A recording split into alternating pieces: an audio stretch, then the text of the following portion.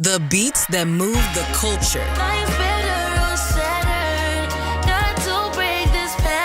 SiriusXM celebrates Black Music Month with Black Music Forever, a limited edition channel with hip-hop, R&B hits, and breaking music from Black artists. I'll come and slide by 8 p.m. Black Music Forever. Throughout the month in the SiriusXM app. SiriusXM.com/BMM for more info. Hi, I'm David Figueroa, co-founder of Melinda's Craft Pepper Sauces. Over 30 years ago, my brother Greg and I set out on a mission to offer the world a better hot sauce. Melinda's is a grand slam of heat and fresh flavor, and it shows in our 41 award-winning sauces featuring fiery chili peppers and plant-based ingredients that you can see and taste. Set your mouth on flavor with Melinda's, the best hot sauce in the game. Visit melindas.com to find a retailer near you. That's melindas.com. Melinda's, the best hot sauce in the game. Surviving COVID was nothing short of a miracle. If you are self-employed or 1099 and file a Schedule C in your tax returns, you may qualify for the self-employed tax credit. This tax credit could pay you over $32,000. Go to qualifymybusiness.com. Again, qualifymybusiness.com. Submit your online application and follow the easy step-by-step directions. We've made the entire process automated to make it easy for our customers. You pay nothing up front. We get a small portion of what you collect after you receive your refund in hand. If you don't get paid, we don't get paid. This is not a loan. There is nothing to pay back. This refund is tax-free. If you're self-employed or 1099 and file a Schedule C in your taxes, then you may qualify. Find out how much of this $32,000 you qualify for. Go to qualifymybusiness.com. Again, qualifymybusiness.com. It's comedy for everybody on Pure Comedy. Good, clean material from today's top comics. Hear your favorite emerging and legendary comedians without all the dirty stuff. That's Pure Comedy, SiriusXM 98. Or find us anytime using the SiriusXM app. Fox Sports at home with Amazon Alexa, Google Assistant, or however you stream in the house. Sometimes momentum can be built in a loss, especially when it comes at the hands of the defending champs. Reigning champions with a victory over Canada. It was not easy. Canada fought hard but couldn't find the net. So close for Canada. Now, they're searching for their first goal and first win in Copa history. As the speedy Maple Leafs run into Peru, who will build toward a deep tournament run. Canada, Peru, at the 2024 Copa America. Day 6 of the Copa America tournament about to get underway from Kansas City, Peru, taking on Canada in Group A. A little bit later tonight, group leaders Argentina, they hit the field again. Sold out MetLife Stadium as they take on longtime nemesis Chile. Rob Stone, Juan Pablo Angel, Carly Lloyd, Alexi Lawless here with you. Lex, Canada eliminated with a loss, but coming off a 2-0 Argentina defeat, this is frankly kind of where they thought they would be. Yeah, when Jesse Marsch, the new head coach, looked at this, I'm sure he said, all right, we'll take our chances against Argentina, but most teams in the world will lose to Argentina. So now you got to make up your points, and now you got to get your wins. And if they have looked at these other two teams when it comes to Peru and Chile, they have to be licking their chops because these are teams that Canada absolutely can beat and can get points against, and they're going to have to tonight. Yeah, exactly the same. I have to agree with Alexi. And for Peru, they gotta win. They gotta win this game if they wanna hope to qualify to the next round because they have Argentina next. And I was really impressed by the way Canada came out against Argentina. They were brave, they were bold, they defended, they high pressed. So I can expect them to come out against this Peruvian side and do the same and capitalize on a lot of scoring opportunities, getting into the attack. Alphonso Davies getting up and down that left side. And hopefully Laren and David, busy with some scoring goals up top. 2 years ago, Canada, Lexi, vaulted themselves back into the upper echelon of CONCACAF. In fact, they were the top nation in World Cup qualifying over the United States, over Mexico. They crashed out, 0 points at the World Cup. New manager, they haven't scored a goal yet. 3 very difficult opponents for Jesse Marsch in Canada, but no goals yet. And then the loss to Argentina. So, put it into context. Where is Canada right now? They're not there yet. But with Jesse Marsch, I think they're hoping to not only have the mentality, but do some different things, as Carly said, in the way that they play. Play a little bit more romantic, play a little bit more risky. We'll see what happens tonight.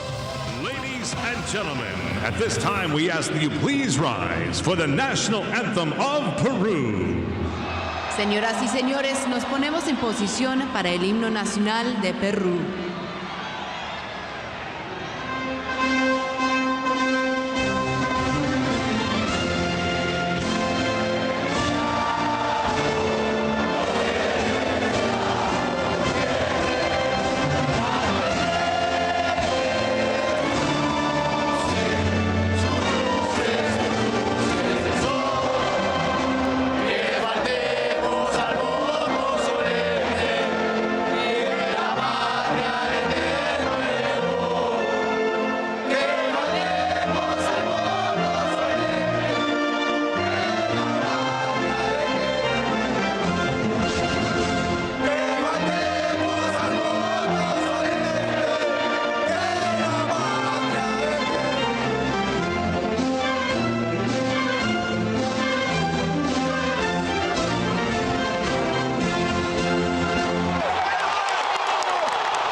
Please remain standing for the national anthem of Canada. Nos mantenemos en posición para el himno nacional de Canadá.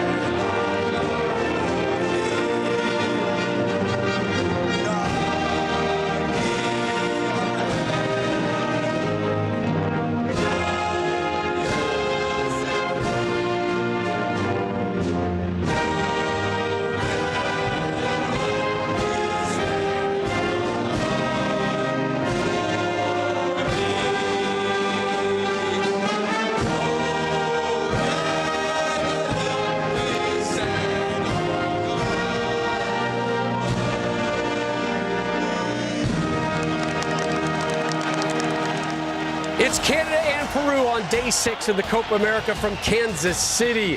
Luis, Omar, Tapia, Moadu with the call next.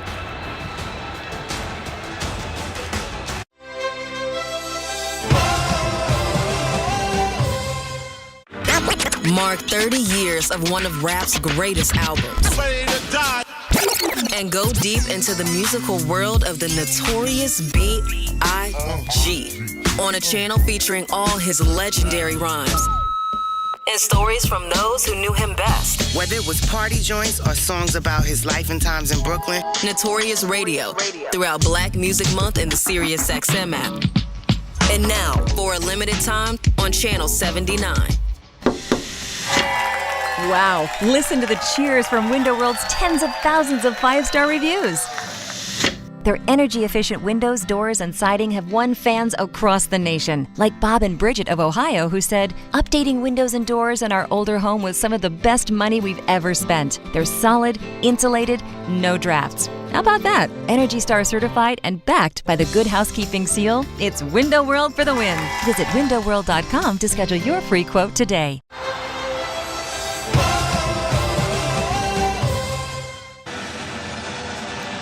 Hello and welcome to Kansas City, Kansas. Steamy. Yes, it's hot today in Kansas City. Group A in action. Second match day group stage.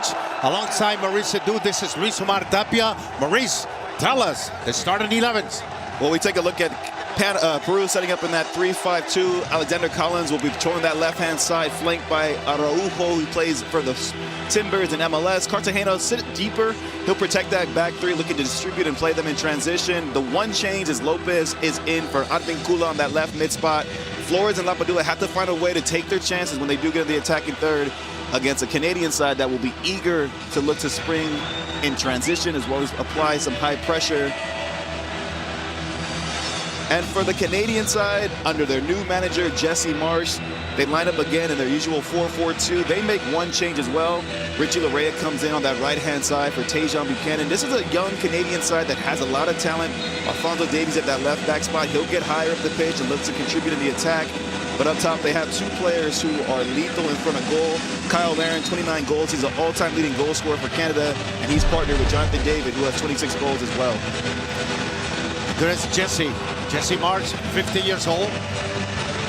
This is the Peruvian national team with a lot of experience on a young team from Canada. A bold team with great athletic conditions. That's what his coach said yesterday in the press conference. We'll see what kind of game they are going to have today. Maybe the heat is going to be a factor right now with the humidity. It feels like 1:02. Ladies and gentlemen, we're ready. And we kick off 90 minutes of the world's most beautiful sport. Today's referee, Mario Escobar from Guatemala, 37 years old. Here's Canada.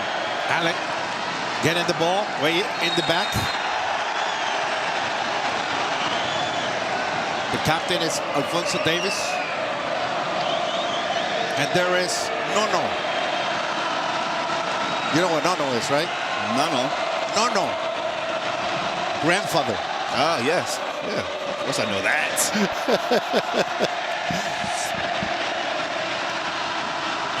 It actually looks like there's a slight change. Looks like Richie Larea is actually going to line up as that left back. And Alphonso Davies will play higher up as a left midfielder, bringing Liam Miller over to this right-hand side. 90 degrees. Officially. Feels like 98. There was Piero Quispe. Lopez is down. The 24-year-old, the referee says nothing happened. So here we go. Kyle Larin. I like this referee from Guatemala, Mario Escobar. One of the best referees in CONCACAF. Well, this should come as no surprise, given the first game that was played with Peru. A lot of physicality. They like to get it stuck into challenges, make it physically difficult for the opponent. It's an early sign there for Kyle Larin of what this game is going to look like. No easy balls will be played into him. They'll make it as difficult as possible for him to receive the ball, especially when he has his back to goal. Derek Cornelius with the high ball. Collins headed it out. Johnston playing on this side. Now Peru giving the ball away.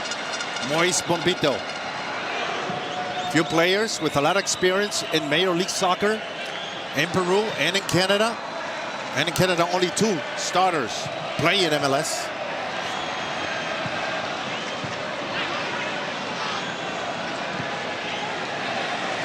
Throw in. Talking about the physical of the game from Peru against Chile and Canada against Argentina. Jorge Fossati, the coach for the Peruvian national team, had a comment I will tell you in a minute. La Padula getting to the ball. Cornelius. It's a throw in, quick throw in for Peru. There is Gianluca Lapadula playing it back.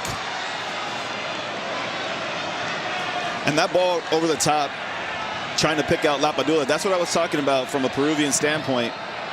Because Canada like to press higher up the pitch, getting numbers forward, it'll be a front four at times with Alphonso Davies high up on that left-hand side. Liam Miller pushed up against his fullback. So if they can break that first line of pressure and look to play long in transition, that could be an area where Peru can find some joy going forward. This is what Jorge Fossati said yesterday in the press conference, Mo, about Canada. Against Argentina, they played with a lot of strength, close to violent play. With another ref, a couple of players should have been red carded. The irony. Huh? The irony of that, of that comment. Yeah.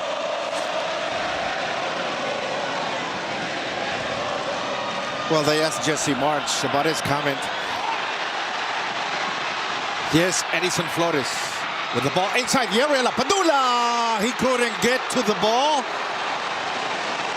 Maxime Crepal. This is good build-up from Peru. Watch as they drag out Alistair Johnson. Now you have Edison Flores 1v1. Because of that overlapping run, Moise Bombito has to drop off, and that gives Flores just enough room to get the cross off. In the end, Canada do just enough to deal with it in the box. Miller, Tyler in. He couldn't control the ball. Here's Peru.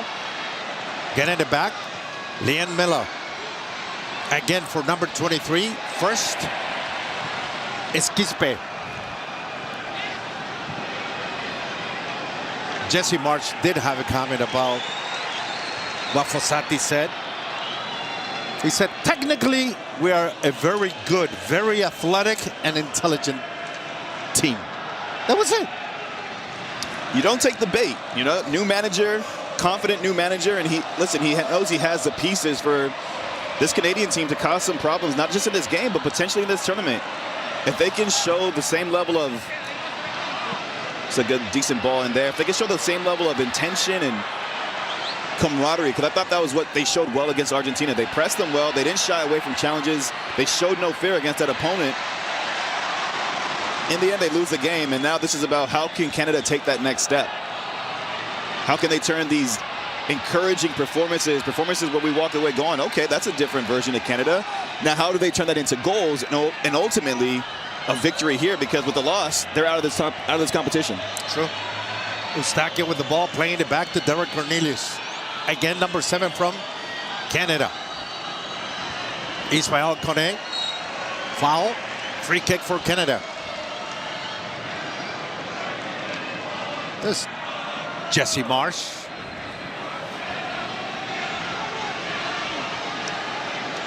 The ball to the side. Alphonso Davis dancing with the ball. There is Davis. 23 years old. And it looks like he's been playing for a lifetime. Debuted with the Canadian national team at 16. It's been really impressive to see the development of Alphonso Davies. You would think back to his time in Major League Soccer, playing more as a winger, and you can see he had the raw tools, the raw talent, the pace, the confidence to take on players 1v1, and then to see the way that he's grown with his 6 years at Bayern Munich, a Champions League winner. Now he's wearing the armband for his country at such a young age. I love the way that he's developed, but I still want to see. Now he has a different responsibility as a captain of a team, so with that comes different pressure. It'll be intriguing to see how he handles that and how he manages that. 5 Bundesliga titles, 1 Champions League title. It's not bad. At 23. 7 minutes in this first half. 0-0. There is Fossati, 71 years old.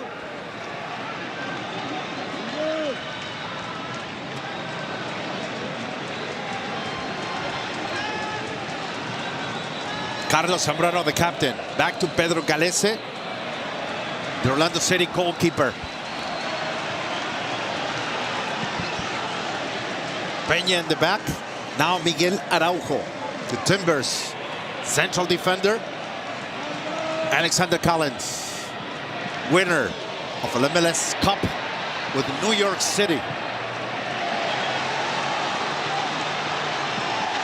Didn't Crepal got injured at the final? He got against injured. New York City? No. Or was it before? It was against Philadelphia Union for LAFC in MLS Cup, and he went on the team went on to win MLS Cup that year, and he ended up missing the World Cup in 2022 because of that injury. Alphonso Davis inside the 18, heading it out. It's Carlos Zambrano, the Peruvian captain. Collins was also there.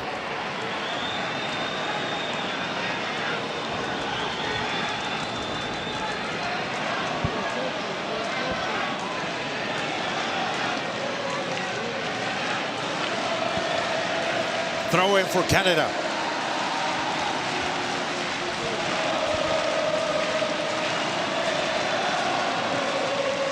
Richie Larea playing it back to Maxime Crepeau.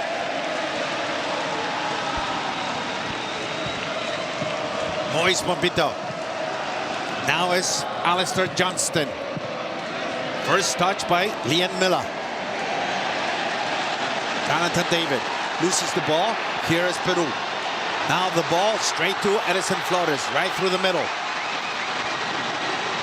Gianluca Lapadula. He's going to take a shot on goal, right to the hands of Maxime Crepeau. 0-0, 10 minutes in the first half. And this is good by Peru. We talked about them being able to break that first line of press. Well, this time they're able to break that second line as well with that ball splitting both of the two midfielders from Canada. And you'll see on that last play, I mean, both fullbacks from Canada are really narrow, trying to give up the space in the wide area. Lapadula does well to come inside on his favorite left foot and force a save out of Crepeau. Comfortable save in the end, but Canada just have to be wary of those transition moments.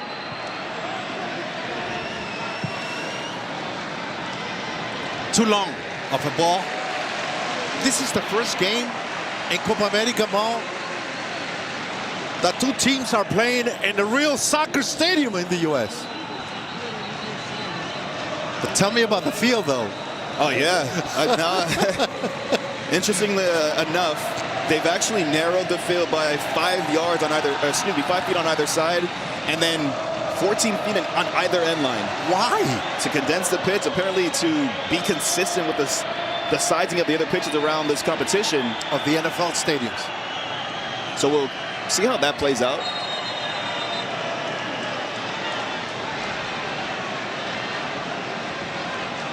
Does it influence the game? If I'm from a Canadian standpoint, I think it could be beneficial. If they want to press higher up the pitch, it gives them a little bit more, or it gives them less space that they have to try to condense. You can cheat a little bit higher with your back line because there's less ground that you have to cover in transition moments.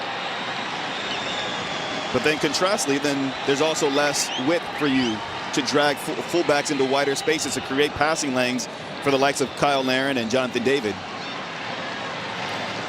There is Mario Escobar from Guatemala, the referee, known for giving the first red card in Qatar 2022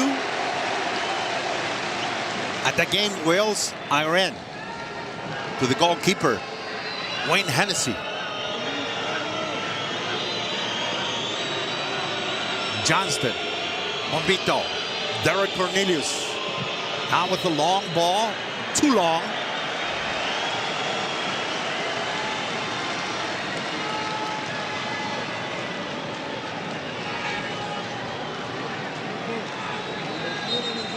Look at that, it's hot.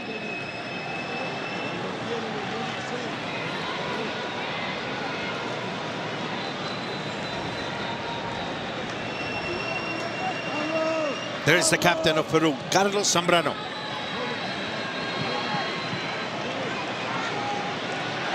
Marcos Lopez, he was playing on this side. Liam Miller. Canada controlling, Jonathan David.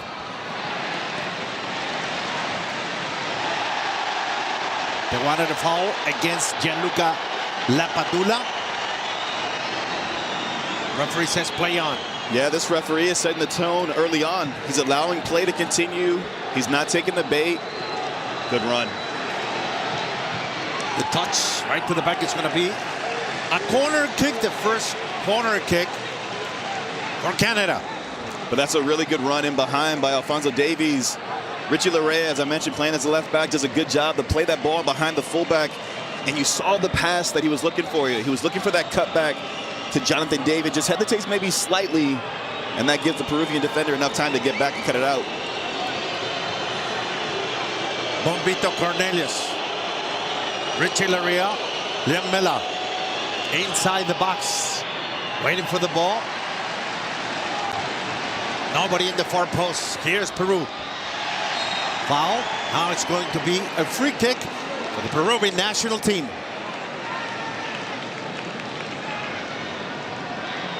Canada has faced both World Cup finalists, huh?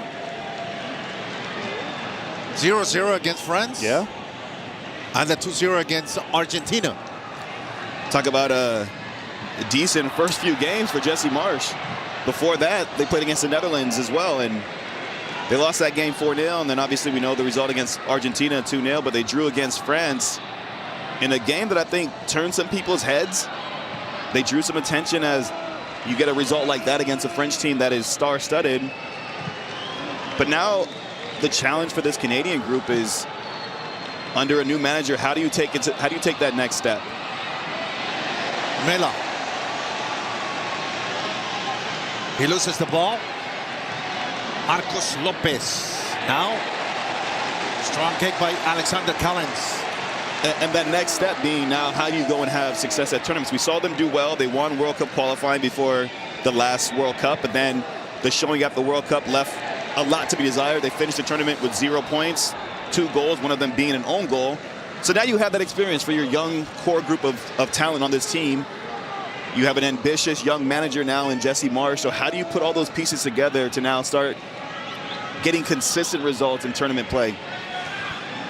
Carlos Zambrano, the Peruvian national team captain, he said, against Chile, we couldn't control the ball possession-wise as much. We have to do better against Canada. Right now, in 15 minutes, it's Canada holding on to the possession of the ball. But that's a wasteful effort there from Eustaquio. No reason to rush that. Peru are in a decent shape defensively, so just keep the ball, keep it circulating, look for those gaps to open up. Try to draw some defenders out of space to create those space for runs to be made in behind.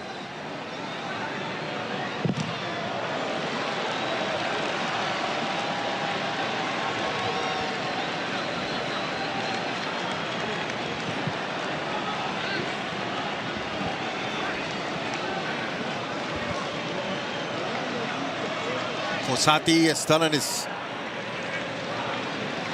players, Marcos Lopez and Piero Quispe, you know, speak up, talk to each other. Collins. Now the captain, Zambrano. Oh. Zambrano with a problem in the back. Galese. And Zambrano puts his hand up straight away. That's just way too casual from the experienced center back. 72 caps for his country. And just showed a moment of... Eustaquio with the foul. Having a conversation with Mario Escobar.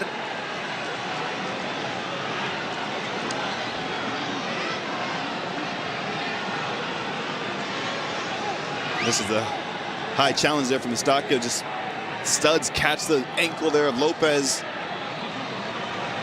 Surprised he doesn't get a card on that one.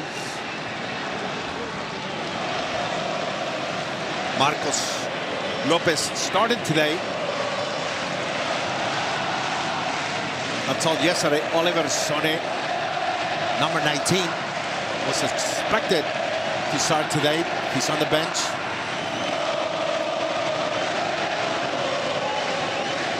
You want me to translate what they're singing? Go ahead. I am Peruvian. Ole, ole, ole. It's got a nice little ring to it. Every day I love you more.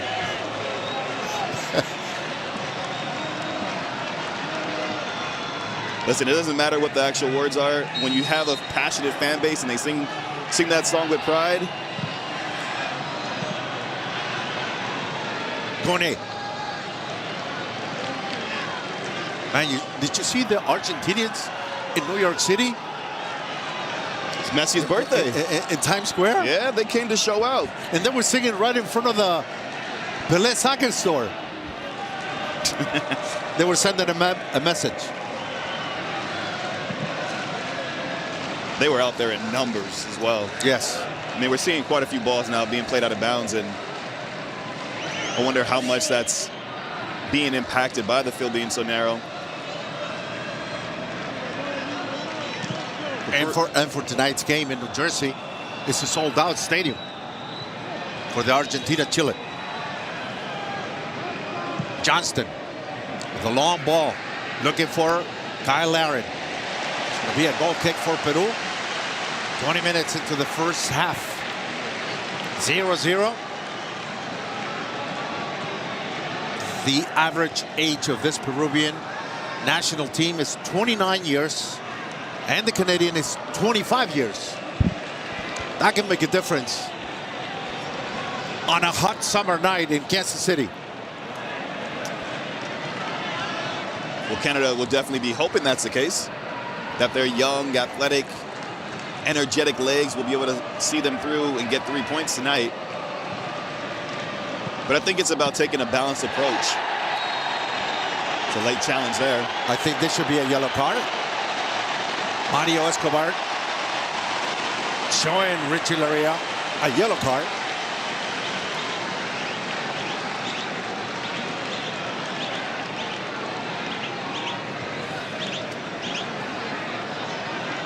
Well, we saw Eustachio get away with the challenge, but Richie Larea will not have the same fate. I mean, you see the late challenge that comes in there and catches Andy Polo.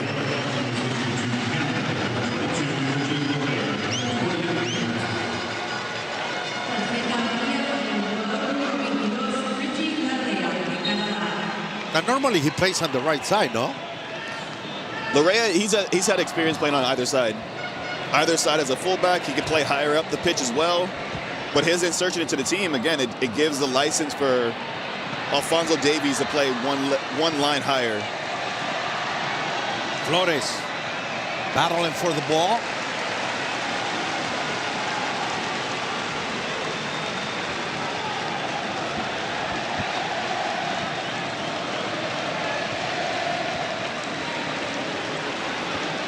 Throw in, there's Marcos Lopez.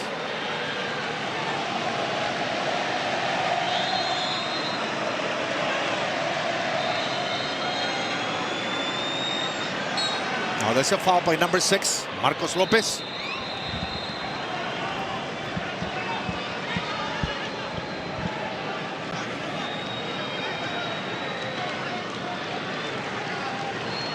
It's important for Peru to start controlling the ball, take possession of the ball, created more opportunities.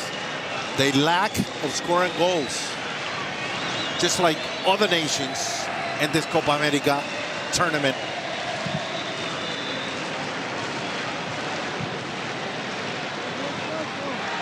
Only 8 goals in the last 11 games. And guess what? 7 of those 8 goals, Mo, they were against CONCACAF friendly games. Against Nicaragua, Dominican Republic, and El Salvador. And they were friendly games. Yeah, and I mean, they've only scored, Peru we're talking about, has only scored just the 1 goal in the last 4 games. And so that's the challenge for them. But in those same 4 games, they also kept clean sheets in all of them. So you can imagine why this game looks the way it looks so far. They're a side that likes to prioritize defending first, and then when they can find their moments to get the ball forward, whether that's in transition, to some of their key players, to show a little bit of flair, to show a little bit of creativity, to maybe create a goal from an individual effort. Andy Polo, he couldn't control the ball.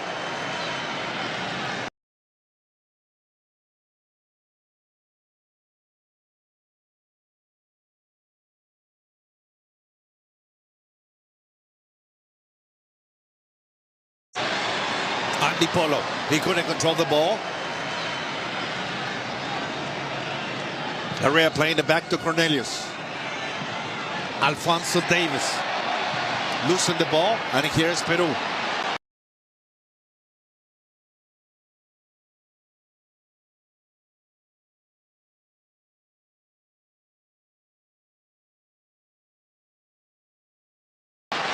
Right in the middle, controlling everything. Quispe, Alphonso Davies losing the ball, and here's Peru. Right in the middle, controlling everything. Quispe giving it to his teammates, headed it down.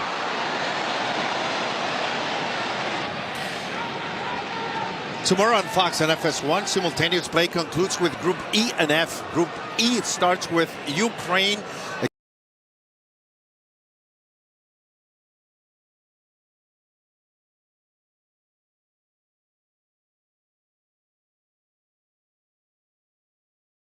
against Belgium, and then Slovakia, Romania, followed by Group F. Georgia. Play concludes with Group E and F. Group E starts with Ukraine against Belgium, and then Slovakia, Romania, followed by Group F. Georgia versus Portugal and Czechia, Turkey. Coverage starts at 11 a.m. on Fox and FS1.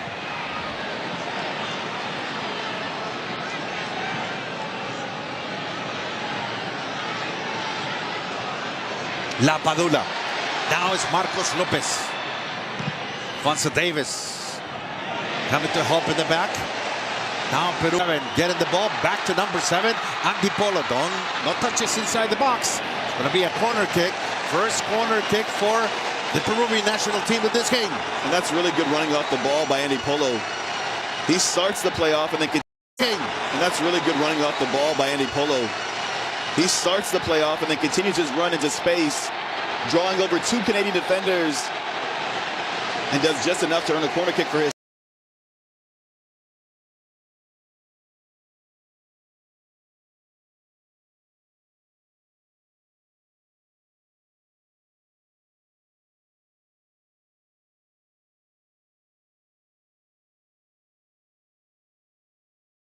Nobody back.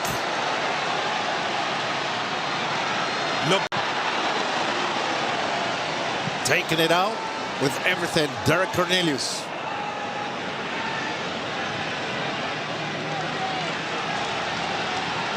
Take a look at the possession numbers. Peru's starting to feel their way into this game now. They've had the better spell the last 5 minutes. If they can get that last pass right, Lopez does really well initially on this left-hand side off of the recycled corner kick, but just that last cross is a poor one and lets himself down. Well, right now in the position stance, they're doing much better than what they did against Chile, with only a 35% possession in the whole game. Yeah.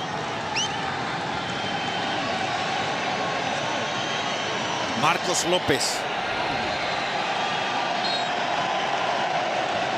Back is Cartagena. Quispe, moving number 23. He gets the ball. Headed back to Lopez. Wilder Cartagena. Now giving it to Miguel Araujo. Andy Polo. Opening to the side. Sergio Peña. Araujo. First touch. Edison Flores. Here is Edison Flores. He wants to take a shot on goal. Now it's Quispe. What a save by Maxime Crepal. Corner kick. Second for the Peruvian national team. Oh, Peru have woken up now. Starting to commit more numbers forward. Edison Flores does well to finally get this ball across to Quispe at the back post. But if he can get that off his foot just one step earlier, you see how narrow the Canadian back line is. Alistair Johnson has tucked in all the way across. So that leaves Quispe far free at the back post, and it's a good save at the near post from Crepeau. But much better from Peru. Getting numbers forward, getting some good runs off the ball to create space, but you're still seeing a really, really narrow back four from Canada.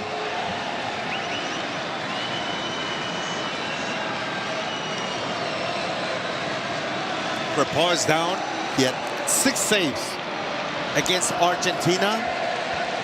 2 of them against Lionel Messi.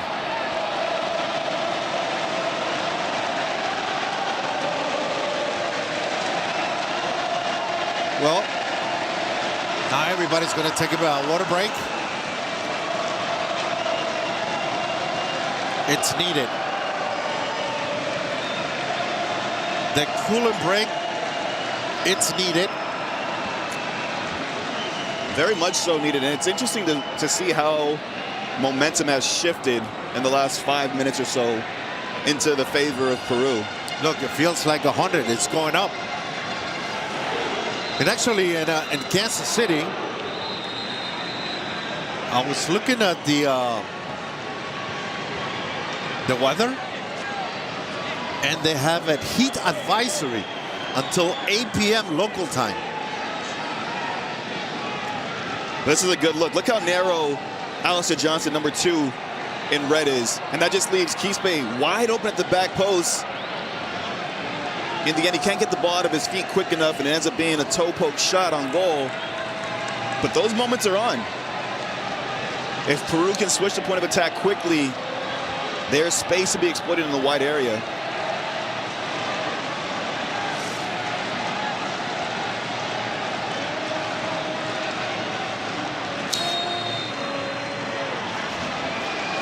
Take a look at the area inside the 18. You see those marks? The original lines? That's what we were talking about. Yeah, yeah. Where the 18, the top of the 18 normally would be.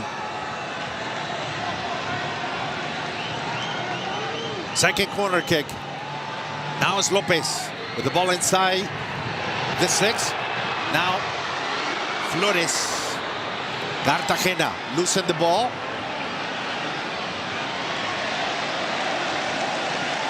Liam Miller.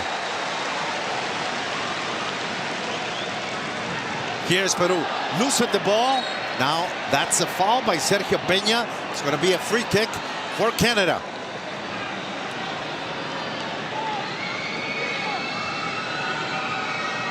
It's a couple times now we've seen Peru just causing their own problems.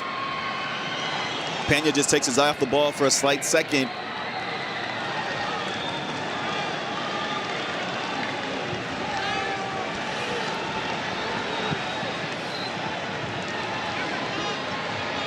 Kyle Larin. Now it's Miller. Alexander Collins giving the ball away. Larin. Richie Larea. Now Alfonso Davis.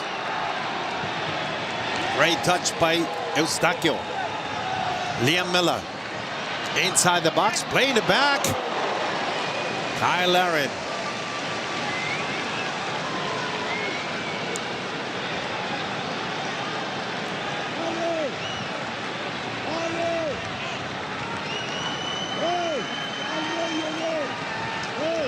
This is good running off the ball. It's so hard at times to track that run out of midfield. Eustachio does a good job there. Alexander Collins, one of the 3 center backs, he gets drawn to try to make a challenge. Just want to see a little bit more maybe from Kyle Larin to try to make that near post run to get something on it. Test out Gillespie in goal, who's been relatively quiet this first half. Haven't called his name much at all, have we? Pedro Gillespie in goal.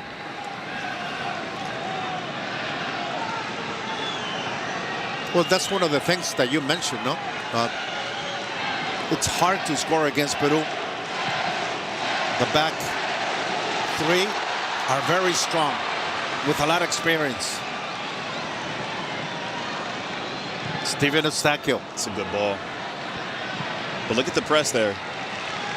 Good entry ball from Bombito to split the 2 strikers of Peru, but then the press just comes immediately out of midfield.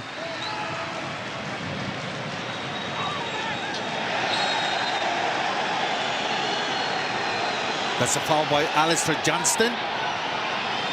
Free kick for Peru.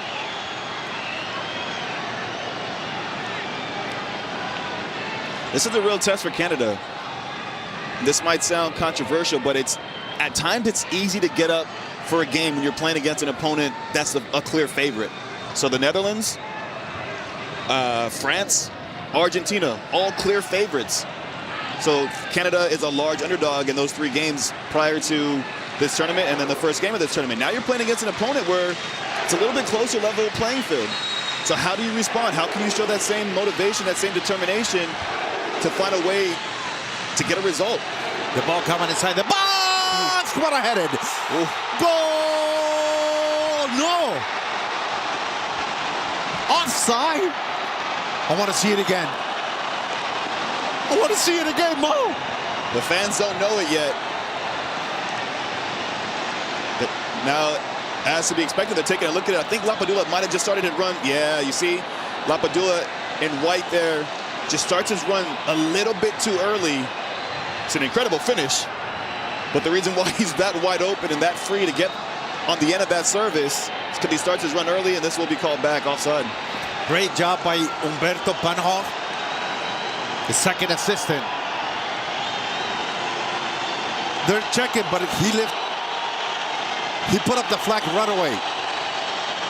I think it's a full body on the offside position.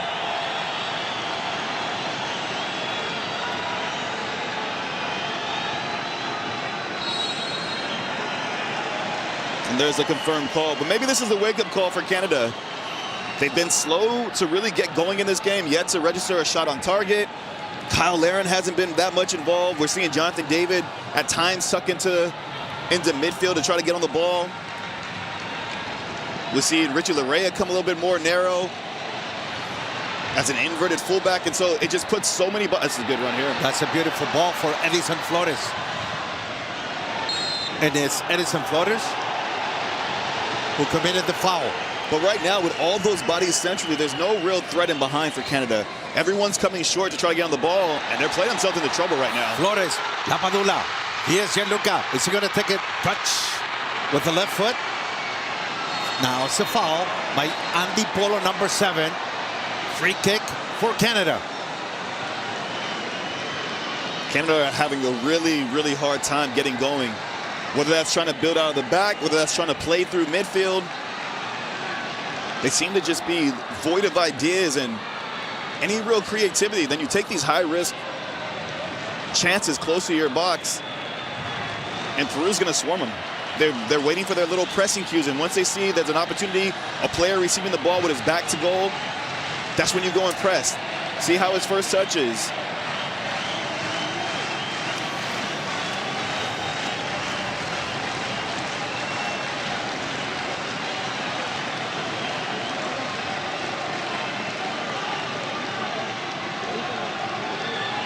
.36 minutes, first half. 0-0 Peru, Canada. Later tonight, Lionel Messi in Argentina takes on Chile in New Jersey. Sold out stadium in their second game of Copa America on FS1.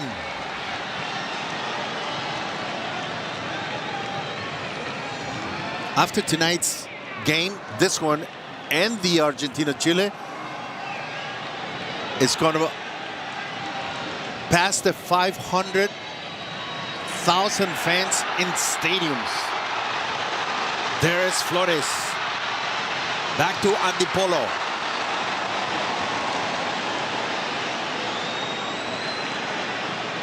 I mean, this is, I'm blown away by how sloppy this is from a Canadian standpoint, but I love the discipline from Peru.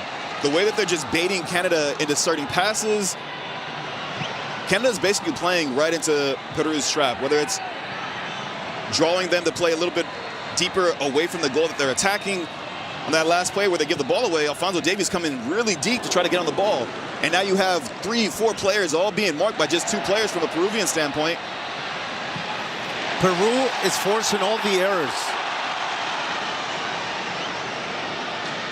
against Canada and taking advantage of that. Andy Polo playing it back. Lapadula committing the foul against Derek Cornelius.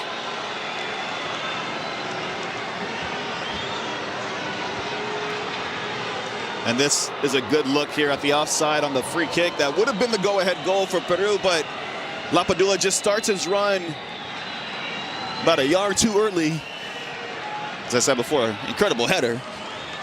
You were prepared. I heard that goal call. Yeah, I was getting ready.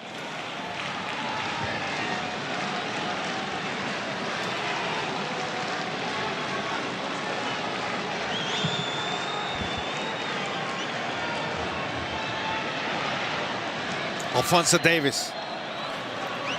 Cartagena heading it down.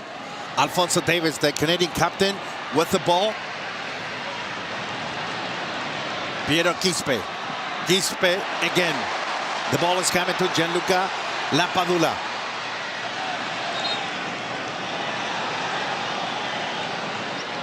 Kone. That is so bad for Canada. I mean, Jesse Marsch must be losing his mind on the sideline because the amount of just careless and needless giveaways from Canada has been mind-blowing in this first half.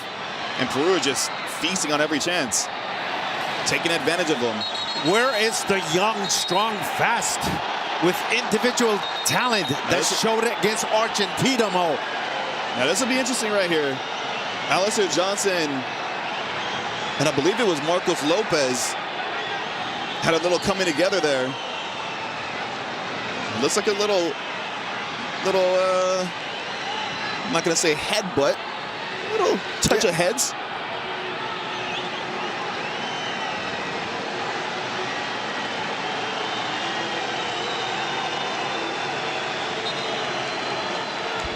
Is this being reviewed? No.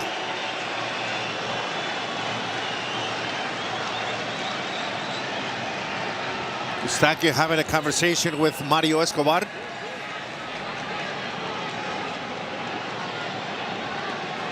Johnston, it's okay. I'm just interested to see, and it'll be interesting to see whether or not they are reviewing this.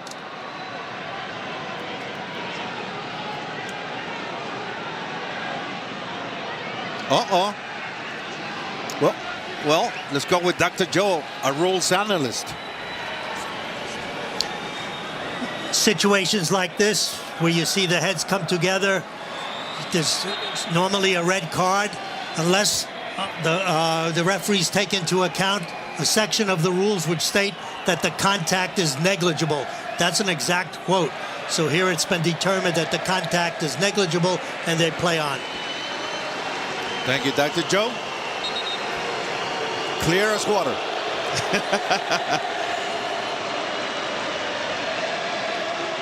To the fan base, they'll be screaming, that's clear as mud.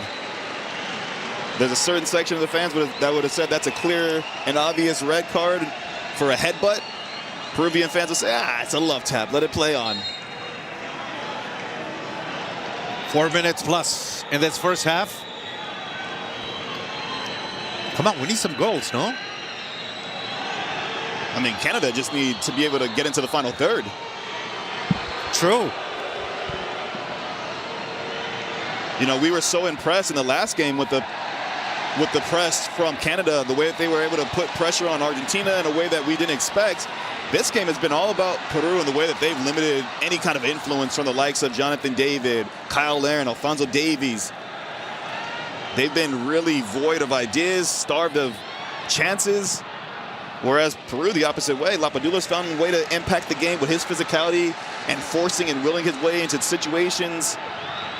As is Edison Flores. You've seen Andy Pohl get forward on a couple of occasions as well. Marcos Lopez with the throw-in. Quispe. There's number 23. The last game against Chile, one of the best in the field with 7 recoveries, 90%. 90% of his passes during the game. Well, we just saw what happened on the last set piece from a wide area for Peru. Good ball was played in, and ultimately that man there, Lapadula, found the back of the net. He was ruled offside. We'll see if Canada can defend their 18 better. It's a different angle. So I'll be intrigued to see if it's actually Peña hitting it in an in-swinging ball as opposed to Lopez with the out-swinging ball. Zambrano, Collins, and Araujo. The 3 central defenders for Peru are inside the box. Also Lapadula and Cartagena.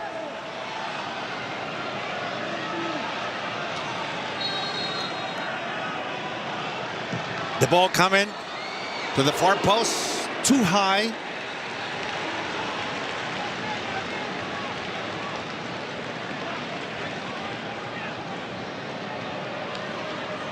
We'll get another look at it here. Just a little tap. I'm going to keep my eye on that matchup now. Marcos Lopez and Alistair Johnston, the two jawing at each other. Lopez getting an earful from the referee there. Zambrano. The ball possession, 50-50 now. Getting much better for Peru. Araujo. Long kick. Looking for Edison Flores. Lapadula. On the other side is Peña. Here is Edison Flores, the ex-DC United player. The ball coming into Lapadula, headed right to the side. It's an offside called by Mario Escobar. If I'm Jesse Marsh, I'm concerned with how easy, and the offside you see Edison Flores at the top of your screen, just beyond all the defenders in red. I'm concerned with how easy Lapadula is able to body my defenders, how easy he's able to maintain position and possession to allow other players to come up and support him. I actually thought the way this game might have played out, that the front 3 or 4 from Canada would be able to create chances on their own. The likes of Kyle Larin, Jonathan David, Alfonso Davies. But it's been completely a different story in this first half. True. Lapadula. Here is Gianluca Il Bambino. Taken down. 4 minutes. Stoppage time in this first half, 0-0. Lapadula's having himself a man of the match type first half. These seem like such needless challenges. Cornelius just over-aggressive there. He has a second defender in Alistair Johnson coming over to double down on Lapadula. But Lapadula, man, he's clever. He uses his body really well to bait defenders in, and now they have another set-piece opportunity as we get closer and closer to the stroke of halftime. Now let's see how Sergio Peña places this ball inside the 18. Collins always in the far post. Lapadula. Goal kick. Straight off the training ground from Peru. They get so many numbers in the box to draw that line from Canada deeper and deeper. And then Lapadula just starts his run from the back post, just sneaks into the top of the 18. I think Maxime Crepeau might have had this covered. Yeah, he looks like he has that one covered, but just more warning signs. You take a look at the angle there. It was always going wide, and Crepeau looks like he would have got to that far post, to make the save anyway. But Peru finished this half off impressively. They had a little bit of a slow start, and there were some warning signs, but they've really grown into this half. As you mentioned when you talked about the possession numbers, reestablished a level of composure on the ball, shown some bite in the right moments, and really limited anything going forward for Canada. USA takes on Panama in their second game of Copa America. That's on Fox this Thursday at 5 p.m. Eastern. Marcos Lopez, Alexander Callens.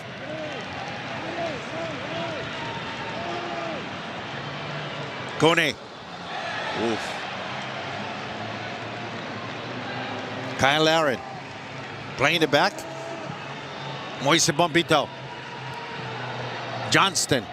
It's another bad challenge. Yes. By Wilder Cartagena.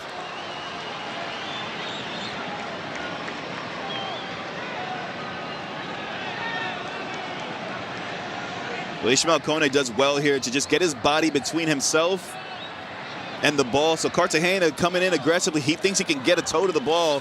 Just goes right through the backside of Kone. As we're in these stoppage time minutes in the first half. Could a set piece be a way for Canada to sneak one here after being dominated for large spells in this first half? Now you have Bombito, Cornelius, Larin, Ismael Kone. Yeah. Larin. No, again.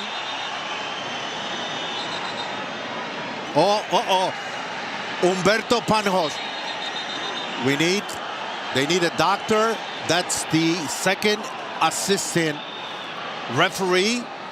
On the other side, Maxime Crepeau came immediately to assist Humberto Panjos, also from Guatemala. And one of the things that Humberto Panjos, he's been on the other side, under the sun. We talked about the weather. We talked about, Mo, that there is a heat advisory until 8 p.m. local time.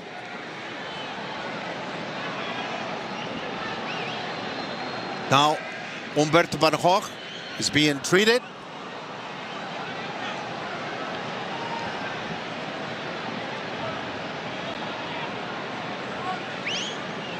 So, in the meantime,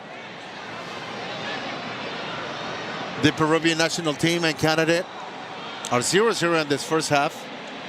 And actually, I believe Mario Escobar, he could finish this first half.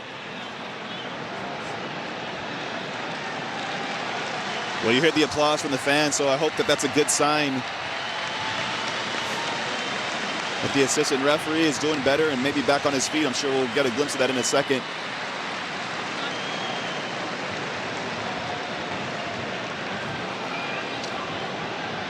In the event of a needed replacement, Augusto Aragon from Ecuador is the fourth referee.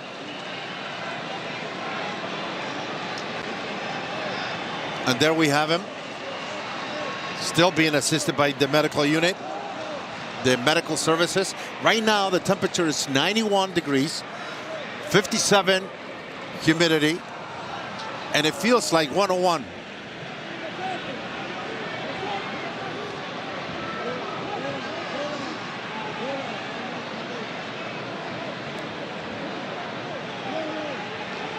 The weather conditions do have some sort of effect, Mo. Yeah. What happens with the players at this moment while you're waiting, Mo? You know?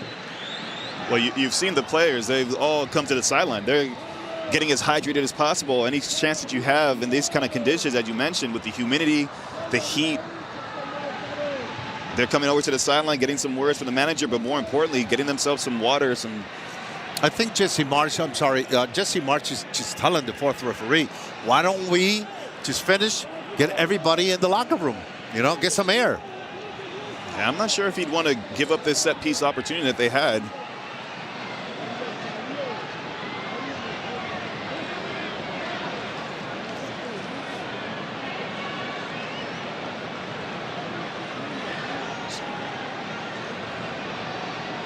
Augusto Aragon from Ecuador is the fourth referee.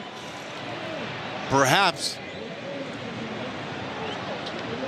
he's going to be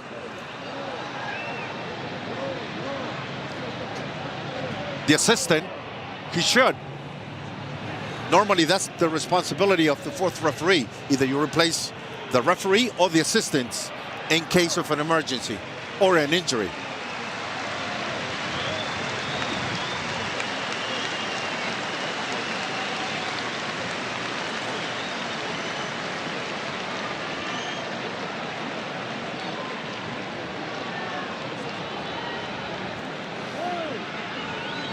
Ricardo Beren also, it's a fifth ref assigned for this game. He could also be the replacement.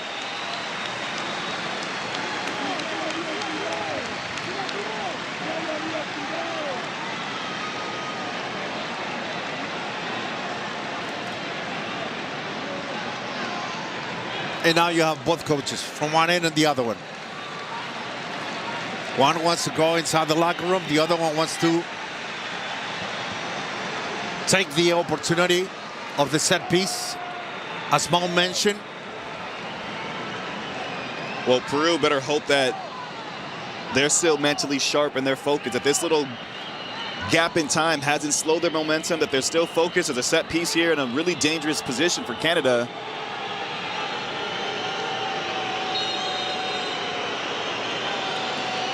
So here we go. Alfonso Davis. David, it's not going to get to the ball. It's going to be a goal kick. That service sums up the first half for Canada. Golden opportunity, and it's a wasteful ball that's never even really threatens the Peruvian back line. Doesn't put them into any kind of tricky or dangerous situations. Doesn't make defenders have to face their own goal. That long delay, that long wait, and that was the end product that we got.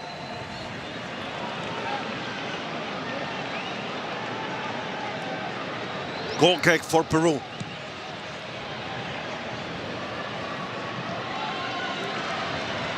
Quispe playing the back. Polo back again to Araujo. Now is the captain, Carlos Zambrano. And there it goes. Mario Escobar from Guatemala finishes this first half in Kansas City. In a hot Kansas City and humid. We're going to leave you in the studio with Rob Stone, Juan Pablo Angel, Carly Lloyd, and Alexi Lalas. 0-0 after 45 minutes.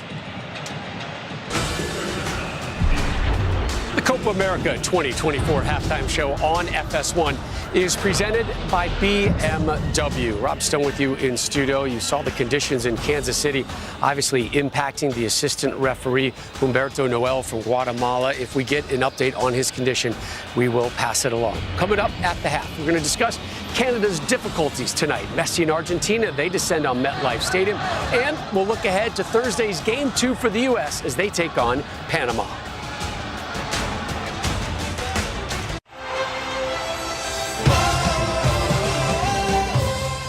Baseball fans, no matter who your team is, the Believe Podcast Network has you covered. Every team, every topic, everywhere.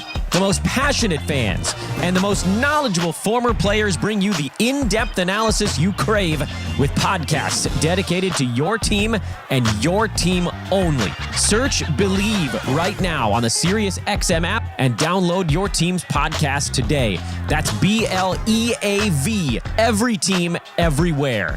We all hear the radio ads about the IRS. They tell you to be afraid, to be scared, and they try to frighten you into calling. I'm not here to do that. Tax Relief Advocates is different. TRA is here to tell you that if you owe money to the IRS, whether it's $5,000, $50,000, or $500,000, we have a solution. It doesn't matter if you're sitting in your car, at work, or with your kids. No matter where you are, call now. 800-575-6709. Don't lose hope. TRA can eliminate or reduce what you owe to the IRS. Generous programs are now available that can give you a fresh start. Our passion is taxes and helping individuals fix their IRS problems. We have over 1,000 5-star reviews on Google and an A+ with the Better Business Bureau. You don't need to be afraid of the IRS any longer. End your tax nightmare today by visiting us online at TRA.com or call 800-575-6709. That's 800-575-6709. Tax Relief Advocates. Real solutions for real people. If you're driving a car or truck with an expired warranty and suddenly lost your transmission or needed a full engine repair, would a $4,000 repair bill leave you stranded? I'm Danica Patrick. Don't get caught off guard with a vehicle breakdown. Choose the company I trust. Endurance. No matter the mileage, if your vehicle is less than 20 years old, Endurance offers auto protection plans for any budget. Protection on the drivetrain, electrical, transmission, AC, and more. Plus 24/7 roadside assistance and rental car reimbursement on any plan. Endurance handles everything, from making the claim to paying the certified mechanic of your choice. Act now and get 1 full year of elite benefits. A $2,000 value, free. Endurance has paid hundreds of millions in claims. Call for your fast free quote today. Call 800-293-3209. That's 800-293-3209. 800-293-3209. Feel the energy and the impact of SiriusXM Octane. Immerse yourself in a community of hard rock extremists. Turn up new hard rock. Turn up Octane. Channel 37 and on the SiriusXM app. Hey, this is Conan O'Brien. Check out my channel, Conan O'Brien Radio, on SiriusXM 104. You'll find my delightful Conan O'Brien Needs a Friend podcast, highlights from my late-night shows, showcasing some of the most absurd and hilarious moments from my decades on television. Come on, everyone, settle down. This is a serious TV show. Plus, dive deep into 28 years of late-night memories and behind-the-scenes with Inside Conan. Conan O'Brien Radio. Only on SiriusXM Channel 104. Or listen with the SiriusXM app.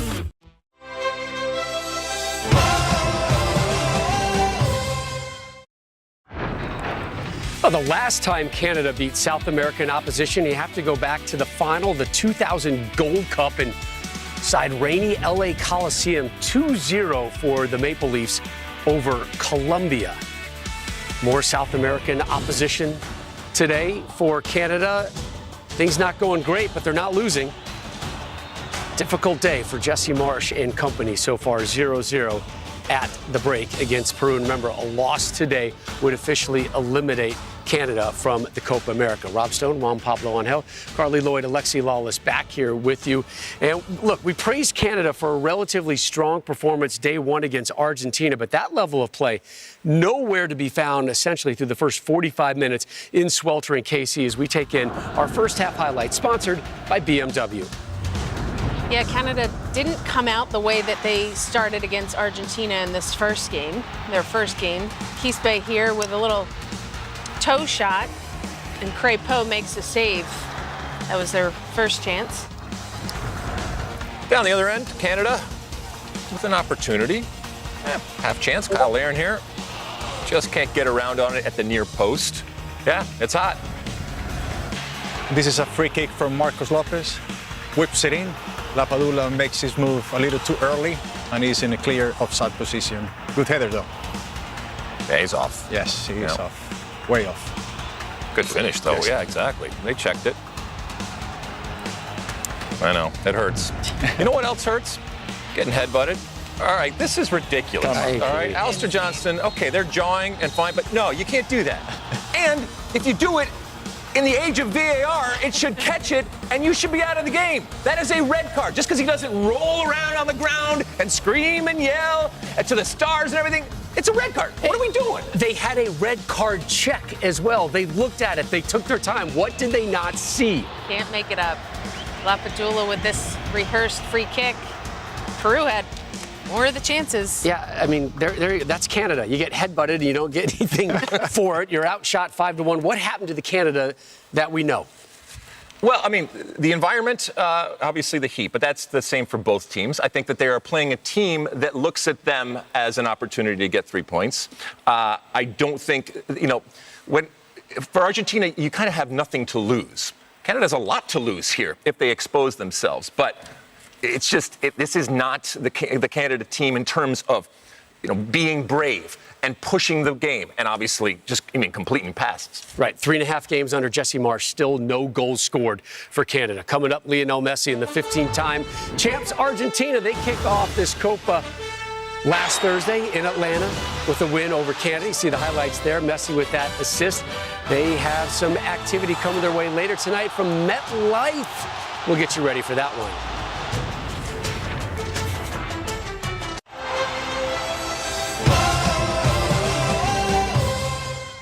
Nobody brings you the excitement of Formula One racing like Sirius XM. Let's go, come on! Hear every thrilling lap of a worldwide championship chase. Verstappen takes the lead of the Grand Prix, and Hamilton couldn't hold him off. Plus, comprehensive pre- and post-race coverage. That was the best race I've ever seen. The 2024 season rolls on Sunday morning at the Austrian Grand Prix. Our live coverage begins at 8 Eastern with Lights Out Racing at 9 Eastern on ESPN Extra, Channel 81, and the all-new Sirius XM app.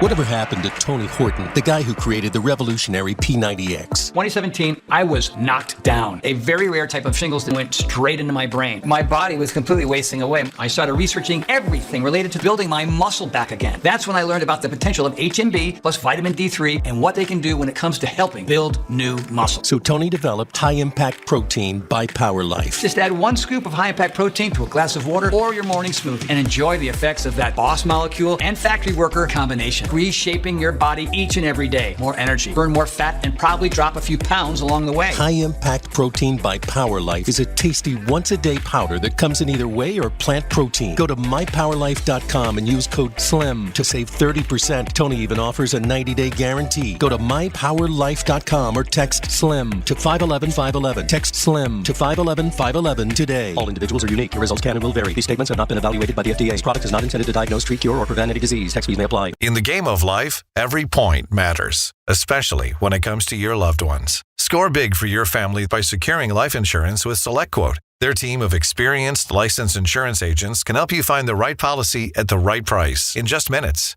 I'm 40, and my $500,000 policy was only $18 a month. My wife's also 40, and her $500,000 policy was only $16 a month. Plus, with their same-day coverage, there was no medical exam required, and we were covered by the time we hung up. Whether you need a $100,000 policy or a $10 million policy, SelectQuote can help you score big on affordable coverage. Don't let the clock run out on your chance to protect your family's future. Call Select Quote at 1-800-463-9797. That's 1-800-463-9797. Or go to SelectQuote.com to get your free quote today. That's 1-800-463-9797. Details on example rate at SelectQuote.com. Here's what's happening on Sirius XM Sports. It's a Copa America Group A match tonight from East Rutherford, New Jersey, as Lionel Messi and Argentina take on Chile. Hear all the action beginning at 9 Eastern on Fox Sports Radio, Sirius XM Channel 83, and join the post-match conversation on Sirius XM FC 157, also on the all-new Sirius XM app. Sirius XM Sports, wherever you are, your team plays here.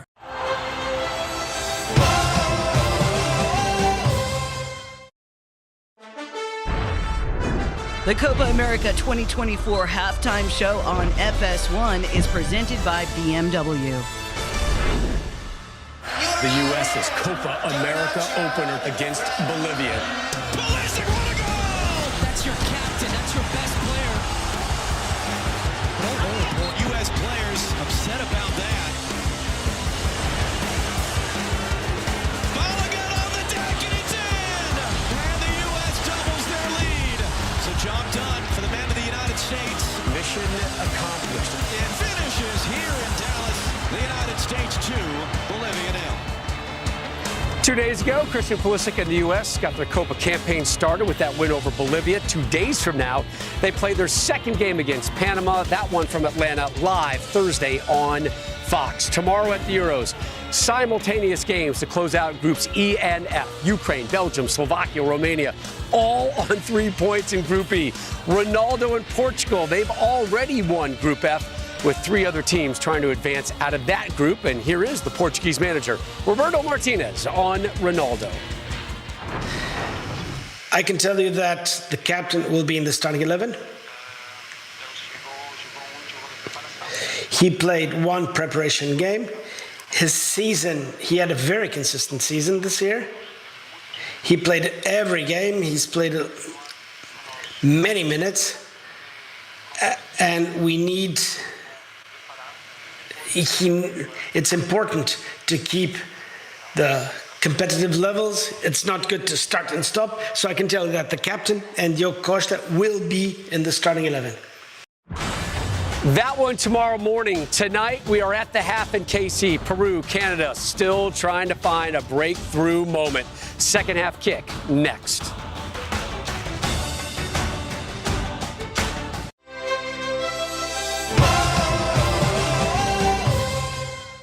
Hey friends, Ted Danson here, and I want to let you know about my new podcast. It's called Where Everybody Knows Your Name, with me, Ted Danson, and Woody Harrelson. Sometimes. Doing this podcast is a chance for me and my good bud Woody to reconnect after Cheers wrapped 30 years ago. Plus, we're introducing each other to the friends we've met like Jane Fonda, Conan O'Brien, Eric Andre, and trust me, it's always a great hang when Woody's there. Listen to Where Everybody Knows Your Name on the SiriusXM app or wherever you get your podcasts. I need directions for paying down debt. Starting route. Apply for a SoFi personal loan and consolidate your debt into one fixed payment. Turn right into a positive outlook and get $5,000 to $100,000 as soon as the same day you sign with no fees required. Got it.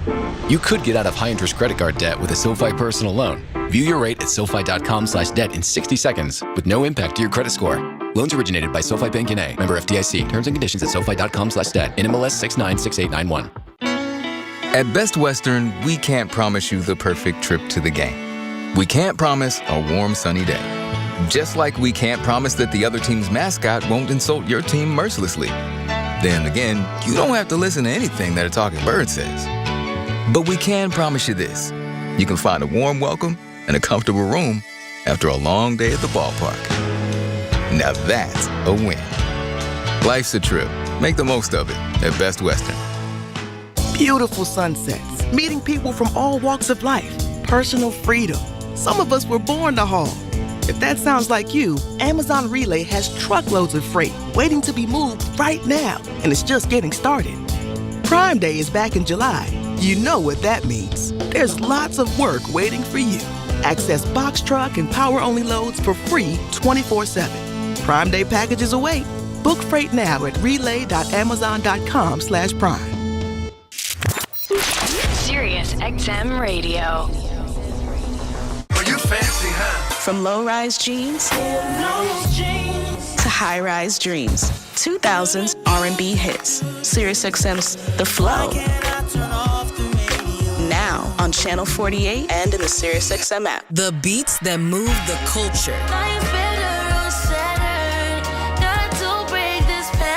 Sirius XM celebrates Black Music Month with Black Music Forever, a limited edition channel with hip-hop, R&B hits, and breaking music from Black artists. Black Music Forever, throughout the month in the Sirius XM app, SiriusXM.com/BMM for more info.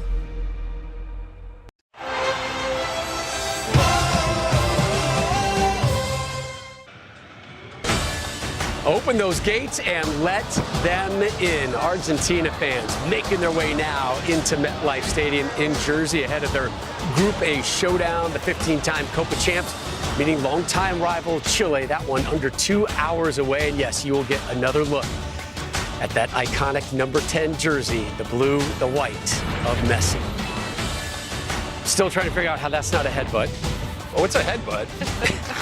Let me rephrase that. Still trying to figure out how that wasn't a foul, a yellow card, or a red card. A red card. It was nothing. It was nothing. It was just a little bump on the head. Yellow, red. Just a little head kiss. Maroon. That's all it is.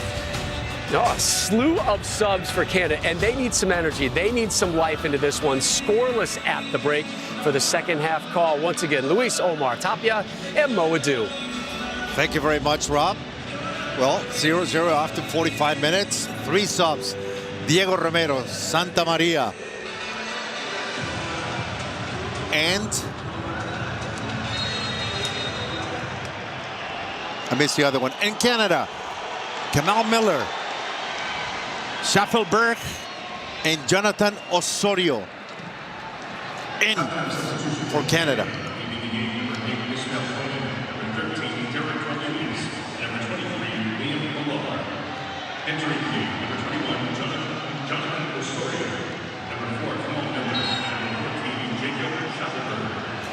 So on the other end, the second linesman now is Ricardo Beren from Ecuador.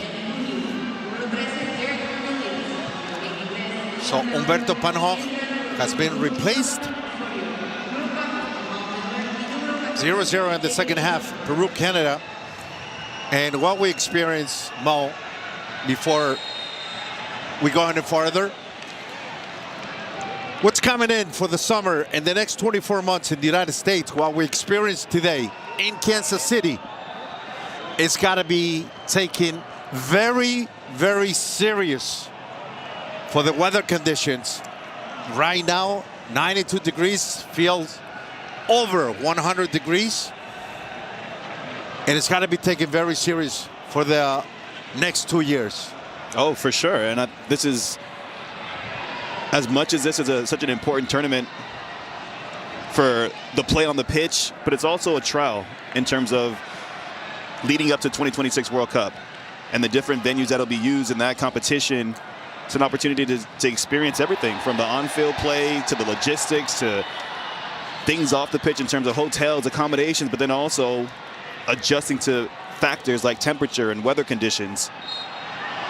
I want to give credit to Maxime Crépeau as well. Yes. In the first half, when that assistant referee went down, he was the first one to get over there quickly and draw attention to what had happened. And so credit to him for his alertness. And, you know, we just hope that everything's okay and he's able to recover in a timely manner. Scary scenes, especially if you're a player on the pitch, to see that happen. Very true. There's Jesse Marsh. I'm sure he was very loud in the locker room. Well, if he wasn't loud with his voice, he was loud with his decisions. 3 new players coming onto the pitch. That's the end of the night for Derek Cornelius. He's replaced in center back by Kamal Miller, Portland Timberman, Ishmael Kone out of midfield. In comes Jonathan Osorio from Toronto FC. And then Liam Miller. So that's going to push Richie Larea Now he's on that right side of midfield. Alphonso Davies has dropped back into his more familiar role at left back. It actually looks like they might be playing a 3-back now. It looks so.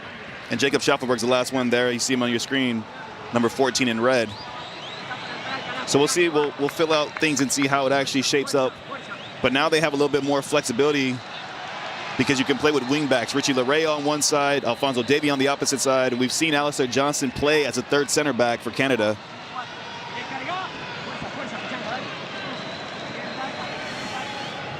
There is Miller.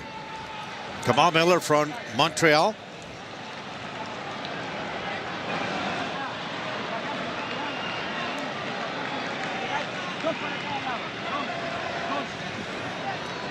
From the back is Moise Bombito. Johnston. La Padula trying to get a foul. Referee says play on. Now it's Alphonso Davies, the captain, the Canadian captain. He had Kyle Larin 5 yards next to him, and the pass was too strong. I think one of the things that Jesse Marsh would have been really frustrated with from this Canadian side is just how sloppy and wasteful they've been with the ball. Now, I know the heat will play a factor, and that's why we've seen a more composed, I would say, approach to how they want to press. Because you can't press at that level and with the intensity that they do for 90 minutes. So I think we've seen a more measured approach in that first half. But with the ball is where I've had a lot of question marks. The passes that are attempted, where those passes are attempted, but then just the execution has just been really lacking. So we'll see if we can get some kind of a change from a Canadian standpoint in the second half. For Peru, it's more of can you continue the way they played that last, I'd say 25, 30 minutes of that first half and get that go-ahead goal. You know what I haven't seen for Canada? It's what they did against Argentina. The transition game. I haven't seen it today. Ball in the air. Galese.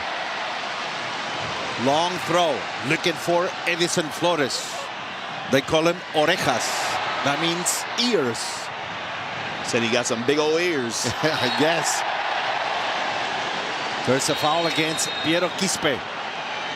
The 22-year-old midfielder. This is really well done by Quispe. Galese elects to play the ball early, and he has no option, so Quispe just does well to just keep possession, draw a foul.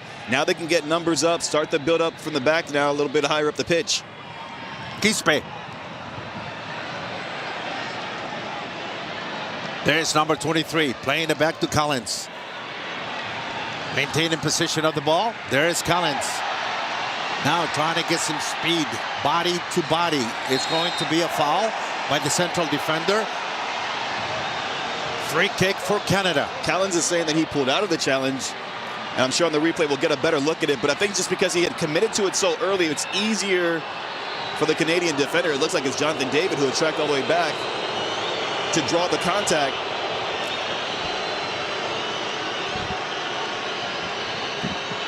See Collins just pleading his case. And there's the challenge. Didn't touch him, but that doesn't mean it's not a foul because Jonathan David avoids the actual contact. It's the right decision.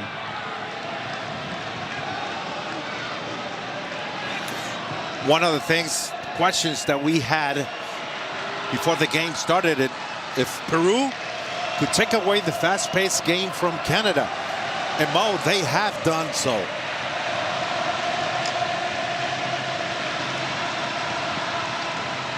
Jonathan David.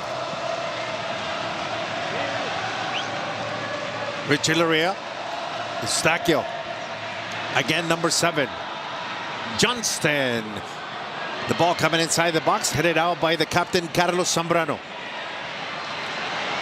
Edison Flores.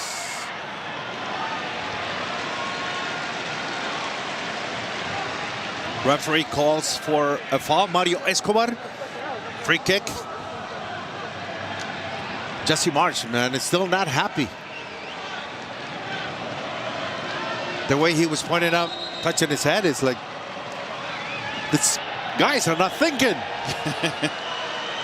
It's the way I read it. He's hoping for someone to problem solve because right now, Canada have yet to find a way to really crack this Peruvian, I'd say team. I was going to say back line, but the Peruvian team.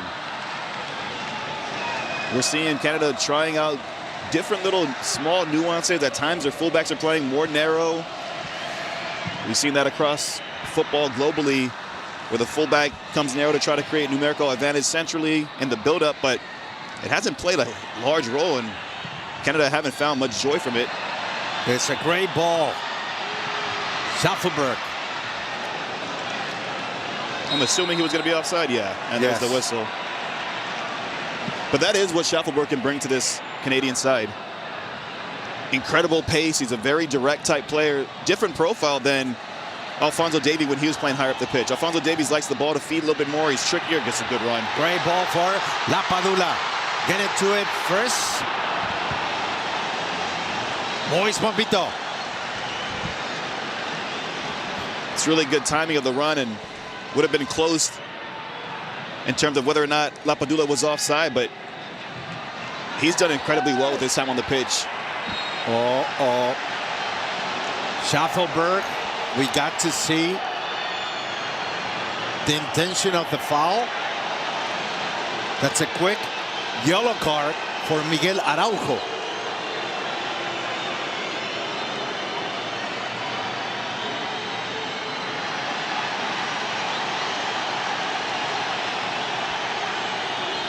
You can feel the frustration from the Canadian players. Now, this is in reaction to the challenge, but even more so in reaction to just the way the game has gone so far for Canada.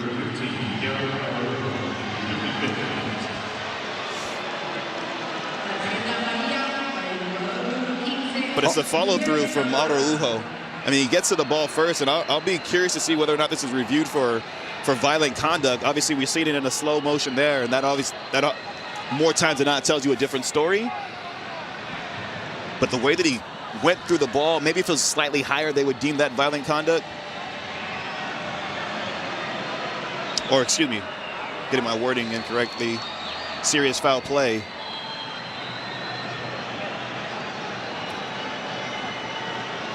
Let's look at it again.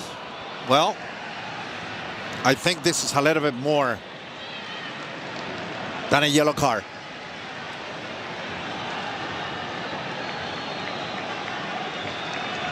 So let's talk to Dr. Joe, our rules analyst. Joe, what do you see this? Certainly VAR is taking a look at it from the angles that we have seen. There is excessive force. The player goes over the top of the ball with studs exposed high up onto the leg of his opponent. It's not contact with the boot or the shoe. At the excessive force, for me, it's a red card. And so we'll see if the referee goes to the monitor and sees the angles that we have seen. Thank you, Joe. I believe, Mo, that this has got to be a reverse and it's got to be a red card. Yeah, I would agree with you. And of course, the more you see it, the different images, the different angles. I think slow motion, I think real speed as well. It meets the threshold of what we've seen over recent years, especially for a red card. So right now, Juan Soto from Venezuela and Jerry Vargas from Bolivia. It's going to go have a look. At the VAR, yeah.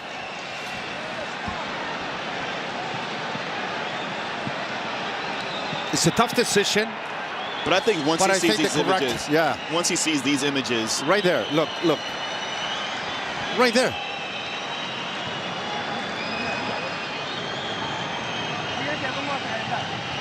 Oof. He got him right on the shin guard. You know, protecting the leg right there. That looks nasty, man. That looks terrible. Now, like I said, that could have been worse. I hate to see these things in slow motion because it obviously makes everything look worse, but in real time, that looked terrible as well. And that is what Jesse Marsh, he was right on the side where this play happened. He was calling for a red card. And here we go. Let's listen to Mario Escobar from Guatemala. Después de la revisión, cancelo mi tarjeta amarilla y será roja por entrada con uso de fuerza excesiva número 15. Excessive force. A red card. Now we know why Miguel Araujo, they call him La Fiera, the beast. So, red card for Peru. Now let's see if Canada takes advantage of this. This could be the lifeline that Canada has needed.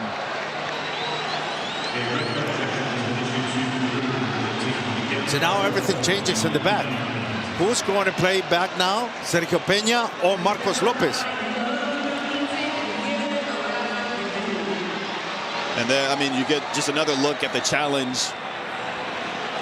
Miguel Araujo, it's excessive force. He's come through the ball, catches Jacob Schaffelberg at a high position on his leg as well.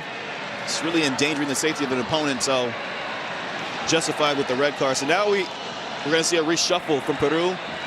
See how they line up tactically. If there's any changes higher up the pitch to bring on another defender, if they want to try to maintain that back three, or if they'll play with the four. Well, one of the two forwards, Lapadula or Flores, is going to be the sacrifice player, perhaps.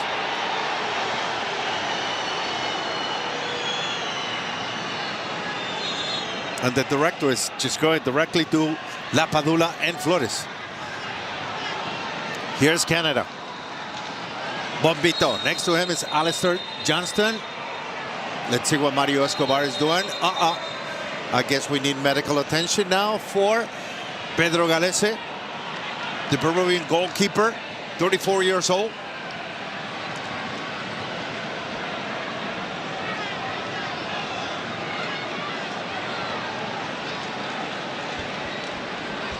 And there is Dr. Julio Segura and Raul Guaman, the medical unit for the Peru national team. It's right underneath.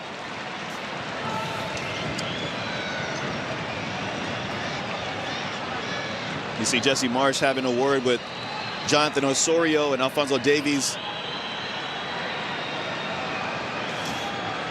Now, with a little bit more space in the back from the Peruvian defense, by playing the men down, they need to start opening up the field.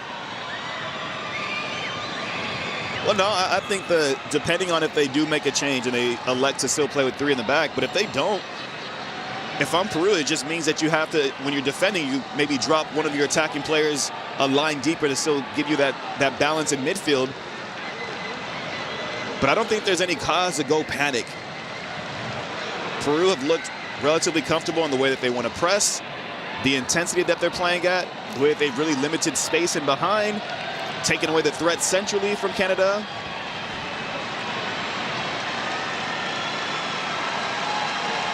The onus now is on Canada, because Canada can't lose this game.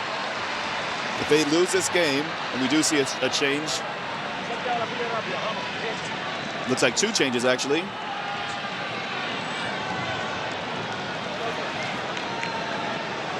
Well, as mentioned, Flores is out, Kismet is out. Anderson Santamaria is going to play in the back. And number 11, Brian Reina, will replace Flores.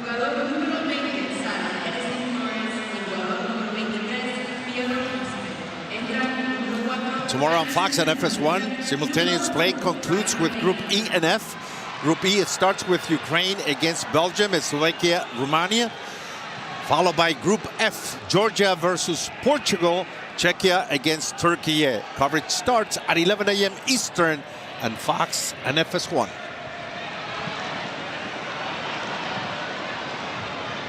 Santamaria is a central defender for Peru. And here's Canada. Great ball inside the box. And he couldn't control the ball.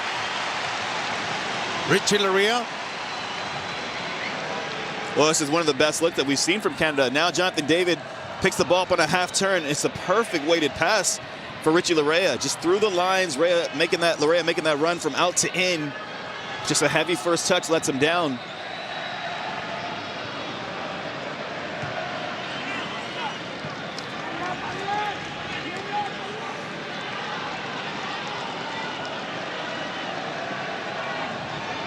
Throw in. Andy Polo. Andy Polo couldn't get to the ball. Now throw in for Canada. 18 minutes played in the second half. 0-0. Miller giving the ball away. Wilder Cartagena trying to control the ball. Getting the back is Sergio Peña. Talents. A long ball for Marcos Lopez. How you doing? Good? You tired? Is it heat? This is where you're going to need. I'm sure that was a conversation that we're having. Oh, for sure. But this is when you're going to need to see a level of discipline from Peru as well. And that's discipline both in possession and out of it. At times, they can't go press. They're going to need to drop their line and just force Canada to beat them, to find ways to move them around, to create space. And then at times, in possession, they're going to need to use possession to be their best way of defending. Because the last thing you want to do is get into a foot race, as we see Tajon Buchanan, looks like he's on the sideline for Canada, getting stripped and prepared to come on as well. So now that's even more pace. And they need to start taking some shots on goal. Only one shot, 0 on goal for Canada. Miller with a long ball, looking for Kyle Larin. Cartagena. La Padula.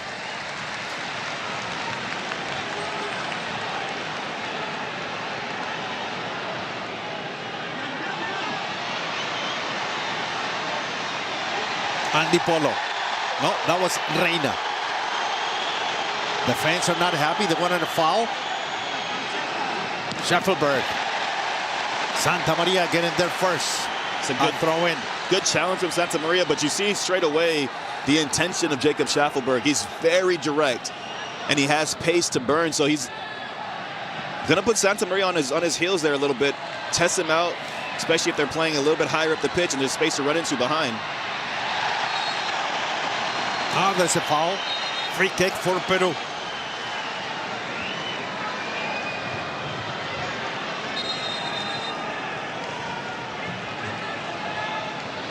Richie Larea out.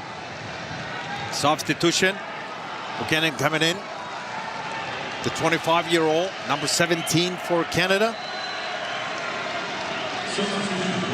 40th game with the Canadian national team. 4 goals.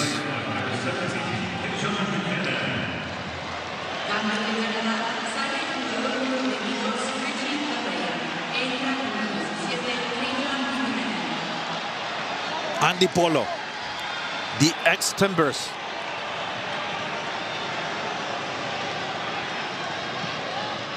Again, number 7. Inside the box, Reina. To the hands of Maxime Crepeau. Alistair Johnston coming out with the ball. That's the ball. Beautiful. Schaffelberg inside the 6. But that's the ball all day. Now you have a Peruvian side down a man. Now there's going to be space in wide areas. Get the ball to Schaffelberg. Get the ball to Tajon Buchanan. And then get some runs in the box. This is well defended from a Peru standpoint, putting 2 bodies on Kyle Larin at the near post. But for so long, we never really saw any runs in behind the back line of Peru. We never really saw that threat. These fans are loving what they're seeing. Oh, yes. Every day I love you more. I'm Peruvian. I mean, that's what the song says. I thought you were just telling me. I love you too, man. You ain't gotta lie to me, bro. It's okay. Eustachio. Miller in the back. Now Johnston. Moise Bombito. Miller again. Open up was Alphonso Davis. Here's the captain of the Canadian national team. Schaffelberg trying to look for number 14 again. In the back is Santa Maria. Peru trying to control. David, he gets back for Canada. Davis inside the box. Schaffelberg playing it back to Eustachio. Moving it to the other side. Buchanan. In front of him is Marcos Lopez with the help of Alexander Callens. Just kicking it away. Peru playing with men down. A red card to Miguel Araujo.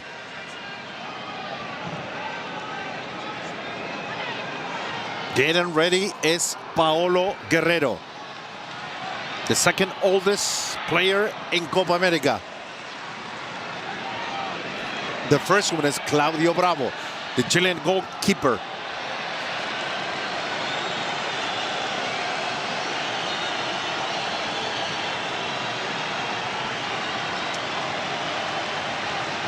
En La Padula.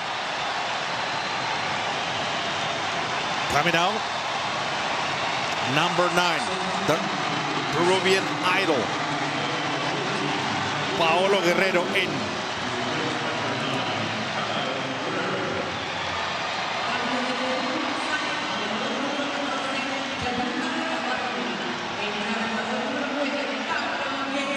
Paolo Guerrero played in its 6th Copa America tournament. 40 years old. 39 goals with the national team. Played 26. This is the 27th game in Copa America with 14 goals.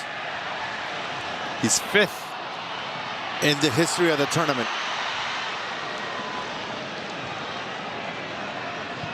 Alistair Johnston.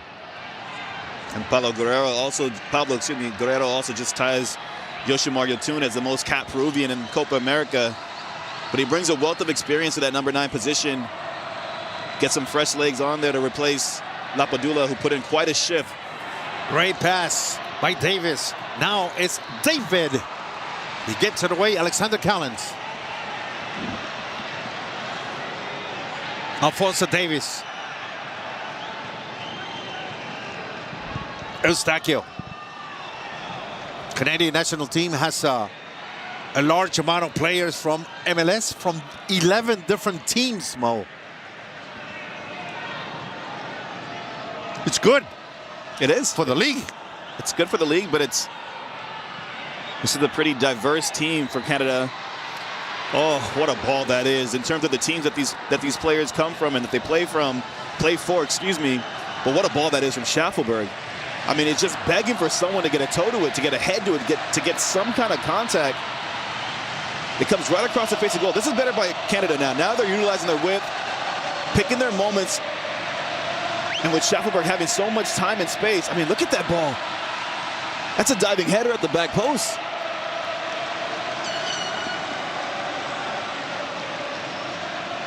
If you're at number 9, that's the kind of service that you've been craving.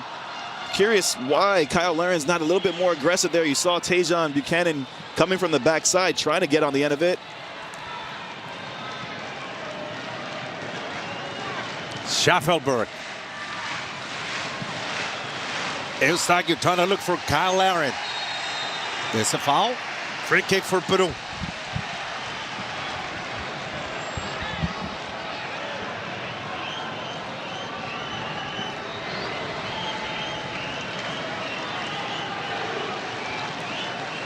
So how do we stand right now in Group A if this game finished 0-0?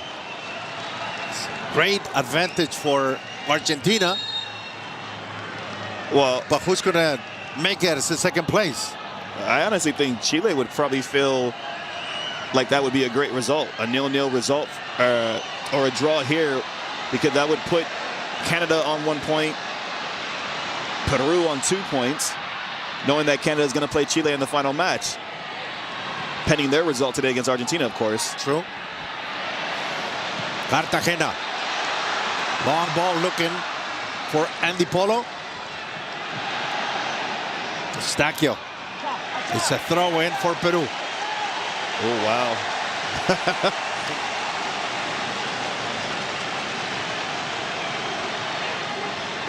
That definitely looked like it came off of a Peruvian defender.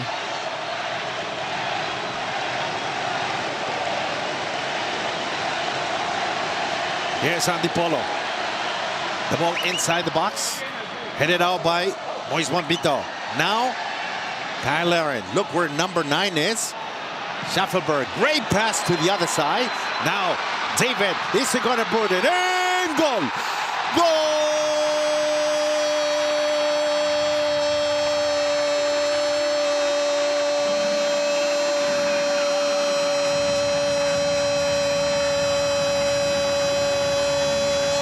For Canada! Jonathan David! 1-0.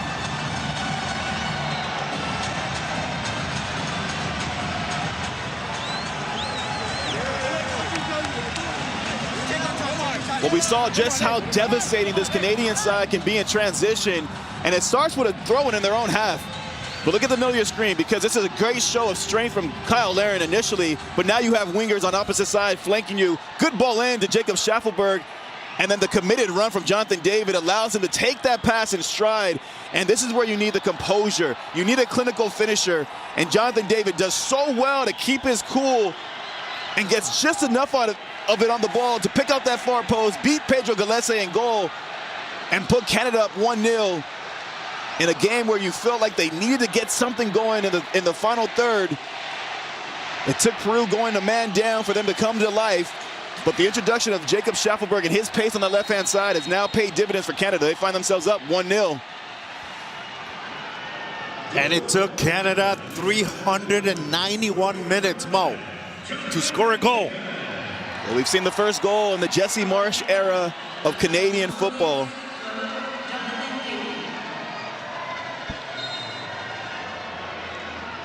Jonathan David, his 27th goal.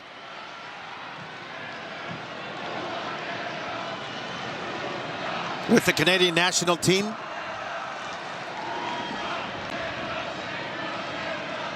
In 50 games. Hey, not bad. It's an incredible return. But by the way, the hold-up play from Kyle Laren, the top of his own box, to win that ball initially, then to pick his head up. And I love that that's what initiates the run from Schaffelberg and Jonathan David. They know, okay, there's space here. Peru has committed numbers to try to take advantage of this throw-in, set-piece opportunity for them, and now there's an opportunity to strike in transition, and Canada do an incredible job to finish off that play. 14 minutes plus left in this game.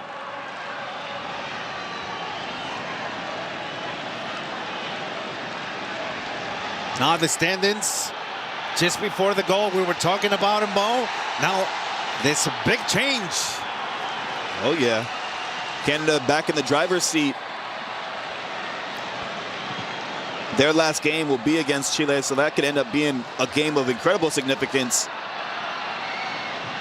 Schaffelberg putting the ball inside the box. That game against Chile will be in Orlando. Argentina will play in Miami against Peru on Saturday. That red card has really changed the course of this game. Yes. Canada seem much more comfortable in possession. There's a lot more space now for them to pick their passes. Peru can't gamble as much because they're down a man. So as soon as you break a line, well, now there's acres of space to exploit from a Canadian standpoint. Here's Peru. Peña. These fans in attendance are trying their best to be the 11th man for this Peruvian side and drive them back into the game. From Canada's standpoint, it's about now, when you do have the ball, how quickly can you play? Can you get the ball wide early to open up space centrally to now get the ball back inside? If you can get Jacob Schaffelberg, Tajon Buchanan on the opposite side in 1v1 foot races,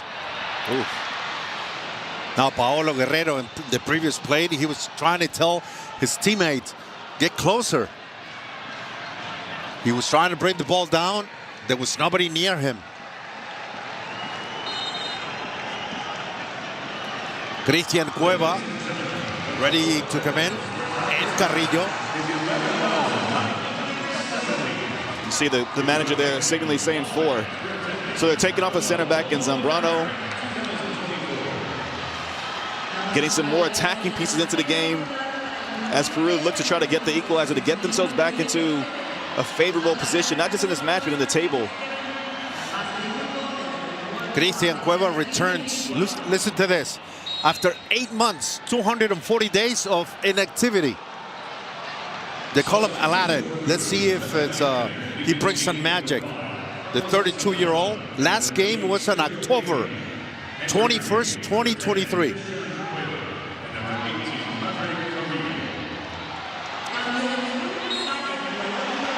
Well, does Aladdin have his genie? But they need something special to get themselves back into this game.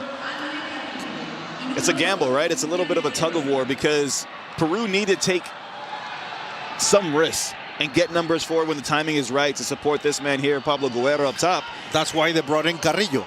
But they have to be wary of the transition. You can't expose yourself too much and give Canada a numerical advantage. And even if it's a 2v1, if there's space in a wide area, Canada would bet on the pace of Buchanan and Schaffelberg all day. Coaches exchanging words. Jorge Fossati, Jesse Marsh. I'm sure they were going back and still from their comments from yesterday's press conference.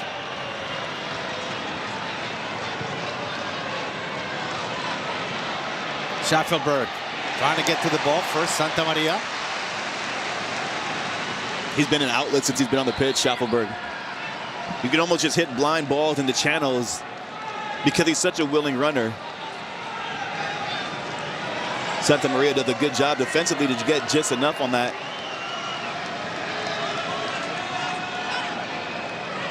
Schaffelberg. Carrillo trying to get it back. Now kicking it way out. Looking for Paolo Guerrero. Cueva chasing after the ball. Quick touch for Johnston. Now way in the back. Buchanan. He's not going to get to the ball first. Pedro Galese. Paolo Guerrero. Alfonso Davis. He's got space. He's got time. Schaffelberg putting the ball back again. He just gave it back to the Peruvian Andy Polo. Carrillo. Here's Carrillo. Good defending. Good 1v1 defending from Jonathan Osorio.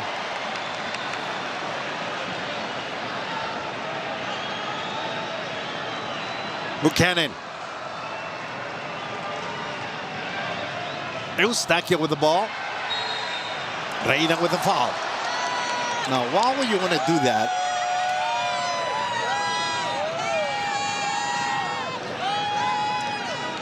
When you're losing 1-0 and you're a man down.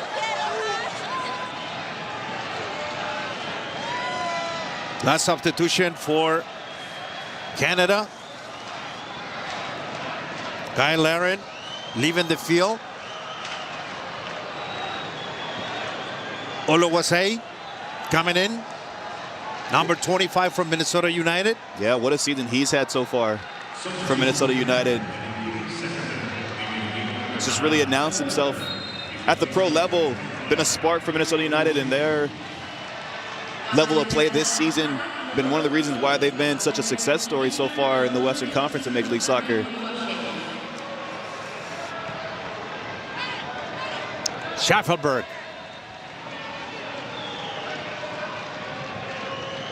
Eustachio. 8 minutes plus left in this game. Canada with the lead. 1-0. Buchanan. Committed the foul.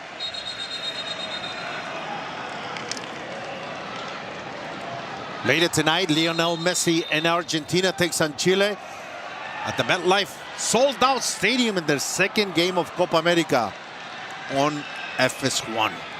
That's going to be a wild one. It's Messi's birthday yesterday. He's now 37 years old. You saw the scenes in Times Square with the Argentine supporters. Uh-oh. Oh, what a great play by Peru.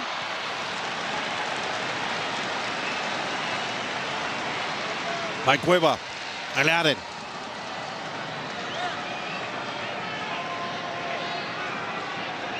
Get another look at the goal here. Now, that was a great pass, huh? That was a great pass by Schaffelberg, man. You know what? The timing of the pass was spot on, but that touch, the first touch from Jonathan David, because it's slightly behind him. Yeah. It's slightly behind him, but he takes that first touch in stride to bring it along with him to maintain his pace, his momentum, and then the finish just shows why he's so close to equaling Kyle Laren's tally as being the all-time leading goal scorer for Canada. Really composed and timely finish. Carrillo trying to take a shot from outside the 18.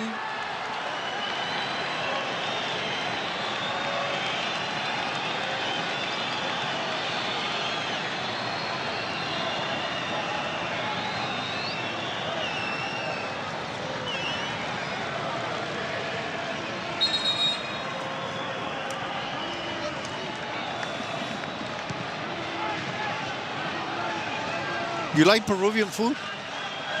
Yeah. Next time you go to Kansas City, you got to go to Antojitos del Peru. It's a very good Peruvian restaurant. In Kansas City? Yes. Trust me. I wouldn't have guessed that, but okay. I've been there. That's why I'm telling you. You gotta text me that name. I'm not gonna remember that. Oh, okay. Some of the coaching staff also went to yesterday to eat some lunch there. Cartagena.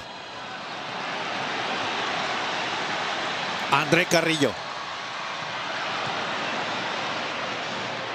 Schaffelberg. He loses the ball. Andy Polo. Here's Peru. Cueva. Losing the ball. Now it's Alfonso Davis. Oh, nice play. Here's the Canadian captain. Great ball. Now, Canada have to finish off plays. You're playing against a team that's down a man who has to take gambles now and get numbers forward.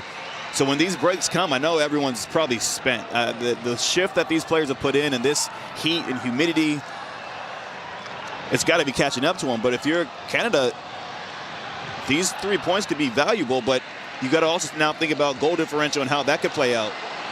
Schaffelberg, there's a lot of space, a lot of time.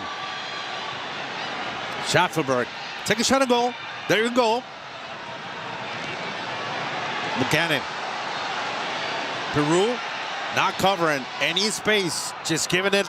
Oh, David couldn't get contact with the ball. Guerrero. I'll tell you what, man. Canada is leaving the door wide open for Peru to find an equalizer.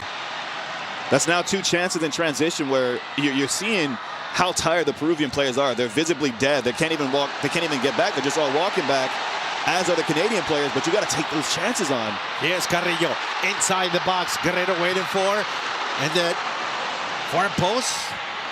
Headed out by Moise Bombito. Peru wants the equalizer. Cueva. Buchanan. Cover number 10 from Peru. Schaffelberg. Trying to nutmeg. Schaffelberg again with the ball. Oh, well done. Say, coming to get the ball. Could be number 2. Oh, what a great save by Pedro Galese. That's a massive save from Galese.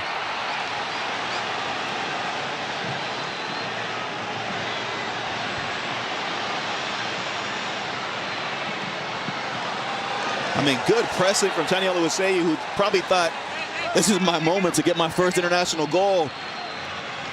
That would have been game done and dusted from a Canadian standpoint to seal things 2-0. Look at the pressure here. Oluwase does so well with his press.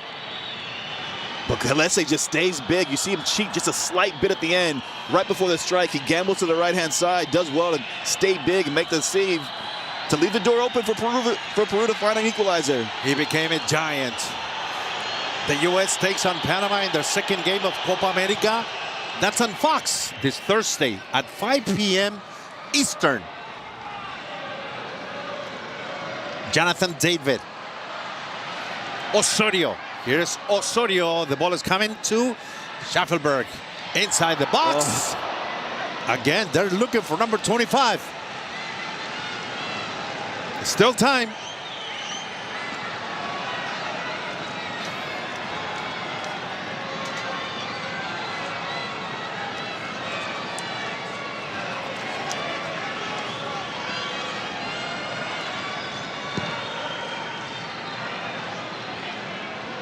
So this result right now, Mo, leaves Peru on the edge of elimination, no? Peru? No, they can't be eliminated or advanced regardless of the result today. But it does put them in a position where now they're desperate going into that third game. And which is going to be a tough one in Miami against Argentina. I was just going to say, and guess who that third game is against?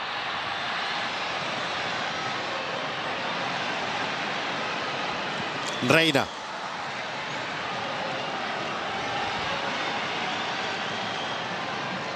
Cueva touching it back. Alexander Callens. Christian Cueva to Callens. Again, number 10. Andy Polo calling for the ball on the right side. Cartagena first. Christian Cueva inside the box. Buchanan first. Get in the back for Canada. Jonathan David. There's no foul. That's why Mario Escobar, the referee. 7 minutes, Mo. There was no pull and break. Hey, for Peru, dare to dream here. 7 minutes to try to find an equalizer. And from a Canadian standpoint, these 7 minutes can feel nervy if they're not careful. The best way to see out this game and not feel like you're having to defend your own 18 and be on your heels is to get that second goal. Give yourself that cushion, that little safety net.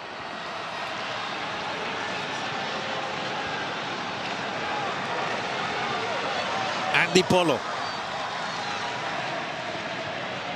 Guerrero. He couldn't get to the ball.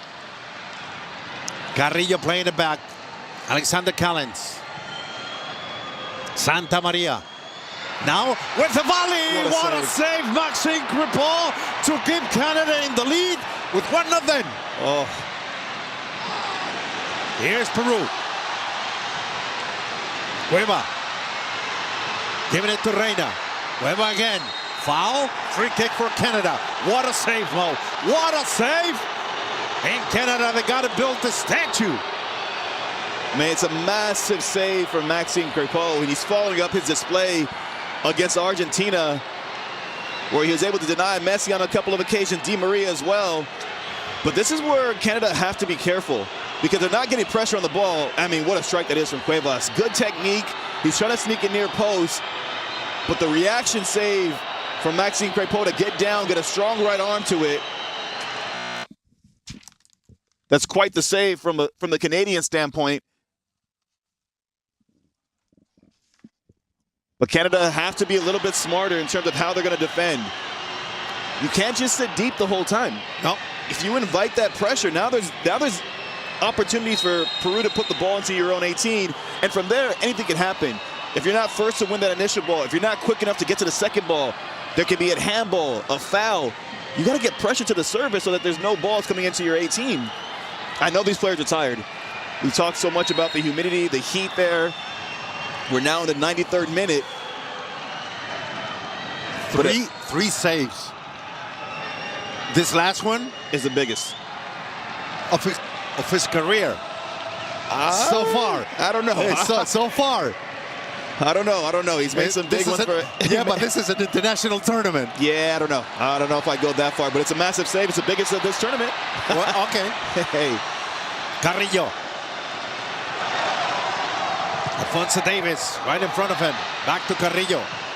Eustaquio. It's going to be a goal kick for Canada.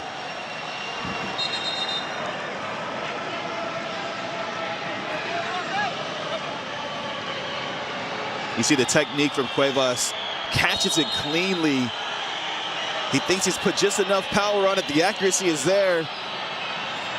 A massive save for Maxime Crépeau. And you know, the ball bounced just in front of him. And those are difficult ones.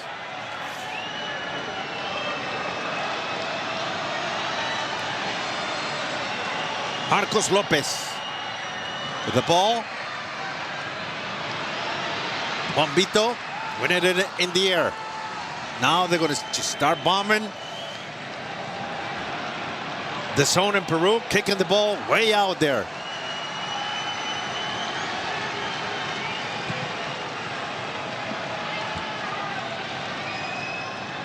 Alistair Johnston. Alexander Callens. Foul?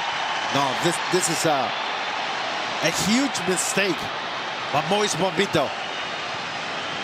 Because you have very good talent that can put this ball in the back of the net. Guerrero, Andy Polo. Yeah, Cueva. Young Moise Bombito gets caught. He takes the bait from Guerrero and he's trying to get that positioning on him. There is Aladdin, number 10. Let's see if he's made the right wish here. Oh, he's passing it up. For Paolo Guerrero, the captain. Now he has the armband. Maxime Crépeau. Here we go. The ball is coming in. Another great save by the Canadian goalkeeper, Maxime Crépeau.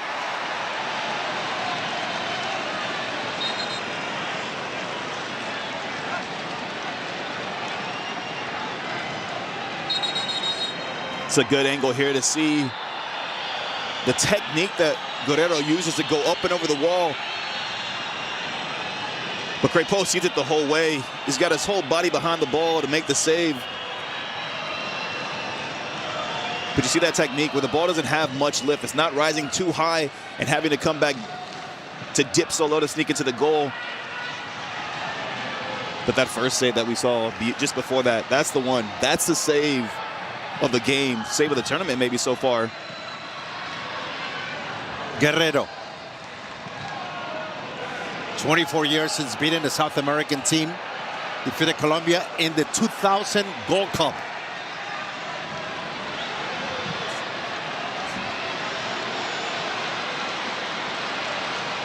Carrillo.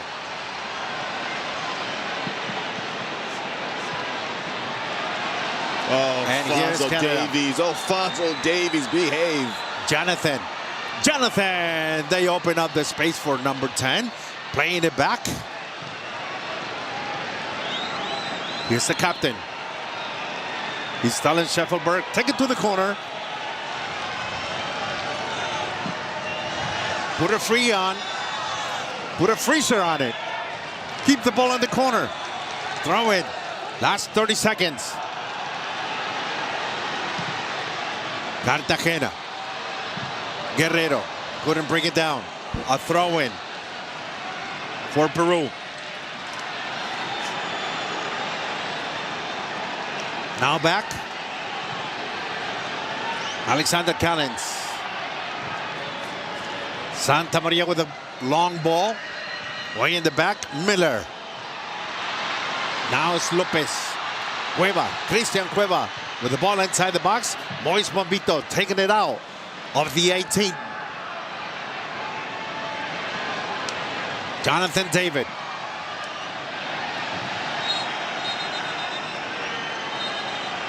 It's a throw in for Peru. Now, Mario Escobar from Guatemala, 37 years old. He finished this game in Kansas City. Great victory by Canada, 1-0. Now we leave you in the studio with Rob Stone. Copa America 2024 tonight here on FS1 is presented by Geico. Big victory in KC for Canada. With the loss, they would have been eliminated. It was a lackluster first half, but a counter goal in the 74th minute from Jonathan David. 27th of his career, the first Canadian goal under Jesse Marsch after 343 minutes. And Jesse Marsch, congratulations, Jesse, as he gets his first win as Canadian head coach. So Canada, Argentina now level on points. Argentina coming up next here on FS1 as they take on Chile. So the Canadians stave off elimination. They've got a great shot to move on to the knockout stage. Carly, we said this after the Argentina game. If you said to Jesse Marsch in Canada, you're going to lose 2-0, you're going to be healthy, and you've got 2 games to take care of business. Let's put away the first half, but the second half for Canada, again, much, much better. Much better, but I think if it weren't for that red card that Peru got, they may not have came away with a win here. I think, substitutions made a difference. Shuffleberg out on that left-hand side, and then my player to watch gets a goal, Jonathan David. But not a good performance overall from Canada. Yeah, well, take the 3 points, have a good rest, regroup.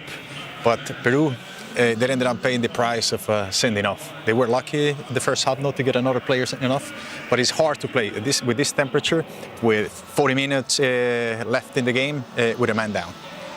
Yeah, get your rest and get your fluids, hydrate. It's difficult. It was always going to slow the game down. I think what was disappointing was the lack of control that Canada had, and I think the lack of decision-making in terms of where they were going to go. And so it's not going to look like the Argentina game. Jesse Marsch is going to take this, absolutely, because 1, they won, 2, they actually scored. That's a good thing going forward, and it's huge for them relative to getting out of the group. And it's a game that they should win against this Peru team. Coming up next for them, Saturday against Chile in Orlando. Peru, they have Argentina in Miami. Again, those simultaneous matches coming your way on Saturday. So coming up next, the 15-time Copa America champs Argentina play their second game of this tourney, and this one presents an opportunity for some revenge against Chile.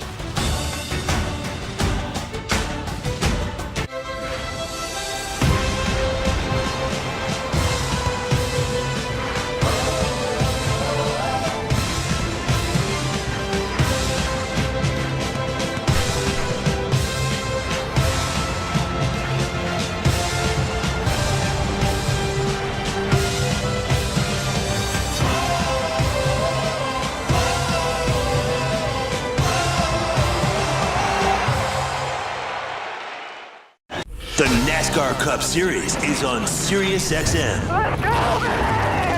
We're back on the track Sunday, 2:30 p.m. Eastern. It's the Ally 400 from Nashville Superspeedway. Checker flag, baby. Yeah. On SiriusXM NASCAR Radio Channel 90, in the car, and on the all-new SiriusXM app. Get closer to everything that moves you wherever you are with the SiriusXM app. Let's make some smoke and drink some beer. Yeah.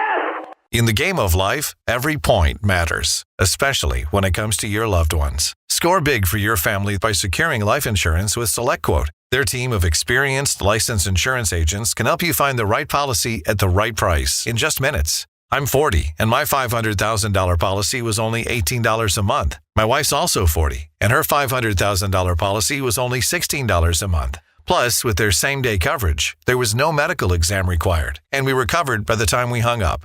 Whether you need a $100,000 policy or a $10 million policy, SelectQuote can help you score big on affordable coverage. Don't let the clock run out on your chance to protect your family's future. Call SelectQuote at 1-800-463-9797. That's 1-800-463-9797. Or go to SelectQuote.com to get your free quote today. That's 1-800-463-9797. Details on example rate at SelectQuote.com. At Best Western, we can't promise you the perfect trip to the game. We can't promise a warm, sunny day. Just like we can't promise that the other team's mascot won't insult your team mercilessly. Then again, you don't have to listen to anything they're talking about.